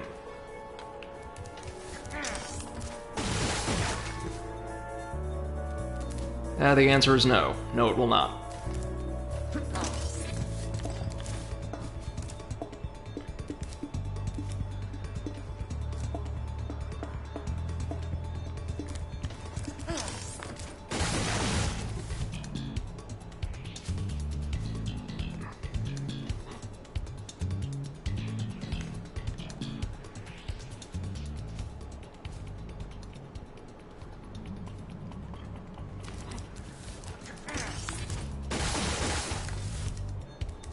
Yeah, this is rough. This is really, really rough. How on earth you figured out that this was possible, I have no idea. A lot of effort and dedication, I would imagine. Oh, for God's sake, really?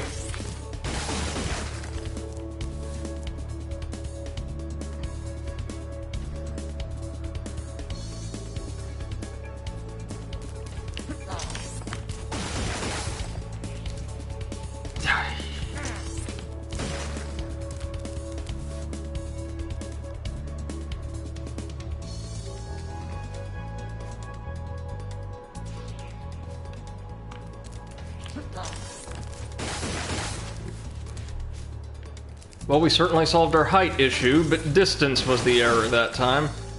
Yeah, of course.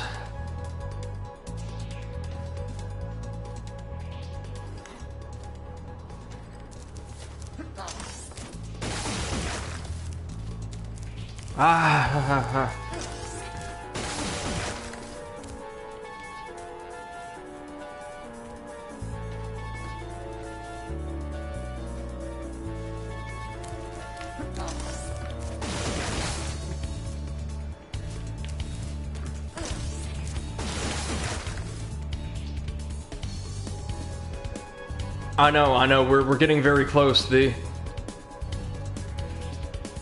just so many moving parts to this little challenge.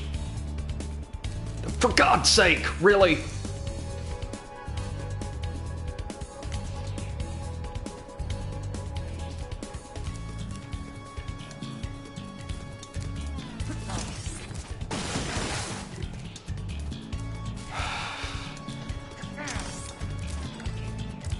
Yeah. That, and due to our time constraints, this is going to be how we conclude the afternoon stream. We'll resume we'll beat the actual stage this evening, but this is going to feel more satisfying if/when I actually do it.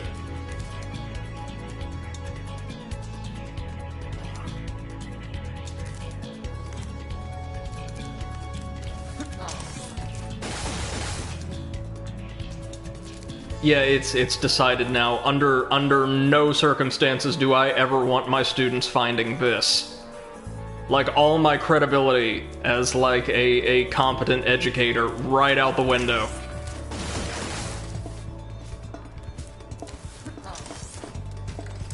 Yes, this is who you should listen to, freshmen. This is students. Yeah, I am a graduate teaching assistant, at my university's history department. Hey! Hot damn! Shit, yeah! Oh, that feels great. Okay, you're right. That was amazing. And now the Rhinoc is dead, and now I can... Oi! Oi, oi, oi, oi, oi, oi. Oh, shit. Okay. That was, You know what? That's actually... And correct me if I'm wrong, but I bet some of your challenges were inspired by this. That reminds me of the kind of thing you'd have to do for a skill point in one of the Ratchet and Clank games. Now, I know Spyro, especially the Reignited trilogy, has skill points, but they tend to be way more simple. Like, I distinctly remember doing stuff like this for skill points in, like, Ratchet and Clank Going Commando or Deadlocked. Yeah, that's fantastic. Thank you so much for sharing that with us. That's, that's a hell of a thing. Can't believe we did that, honestly. Never played Ratchet and Clank? Oh my god, you definitely should pick up what titles you could. I don't know if there's demos for, like, the HD trilogy or whatever, on PSN. But if you enjoy this trilogy, and it sounds like you definitely do, having learned its intricacies so well, Ratchet and Clank is a like must-visit for you, because you get to see how Insomniac's basic design ethos, especially when it comes to things like levels and like the interactions between like characters' abilities, enemies, and the environment that first manifested really in Spyro 2, develop a bit further, straight on through, at the very least, Deadlocked. The PS3 games, people are kind of mixed on. I really like them, but they're different. As is Deadlocked, the fourth game in the series. It's basically a massive series of small, interconnected challenges that take place in the context of a really high-stakes game show.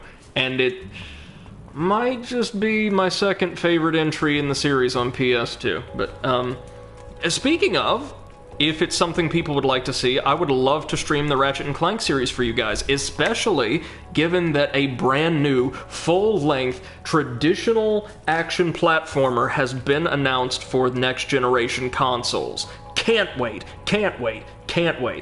Okay, so with that...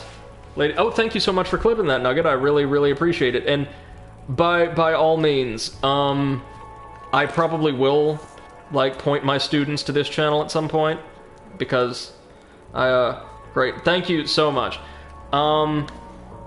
So, with that said, we are done for now, friends, but we shall be back in a little under 3 hours at 6 p.m. Central Time. I'm going to be streaming another 2 to 3 hours of Spyro 3.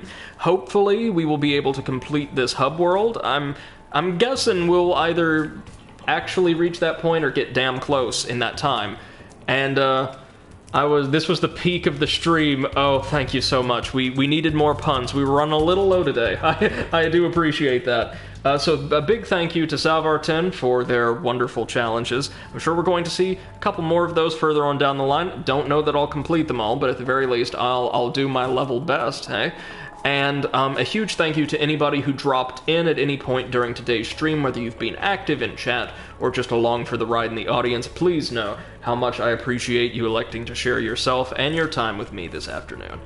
I will be back, as I said, in just a few hours for more for anybody who'd be interested. And of course, if you're watching this as a VOD on YouTube, thank you so much for your attention. And in the case of this challenge, thank you so much for your incredible patience, your own resilience, which eclipses mine. I would love to see you in person during one of our streams at some point, so feel free to drop on by the Twitch channel at twitch.tv/theoveranalyst, all one word. And we're live most days 6 to 9 p.m. Central, but schedule's kind of erratic. I would still love to see or hear from you at some point. Thank you all so much. We will see you very, very soon. Take care and have a wonderful rest of your afternoon.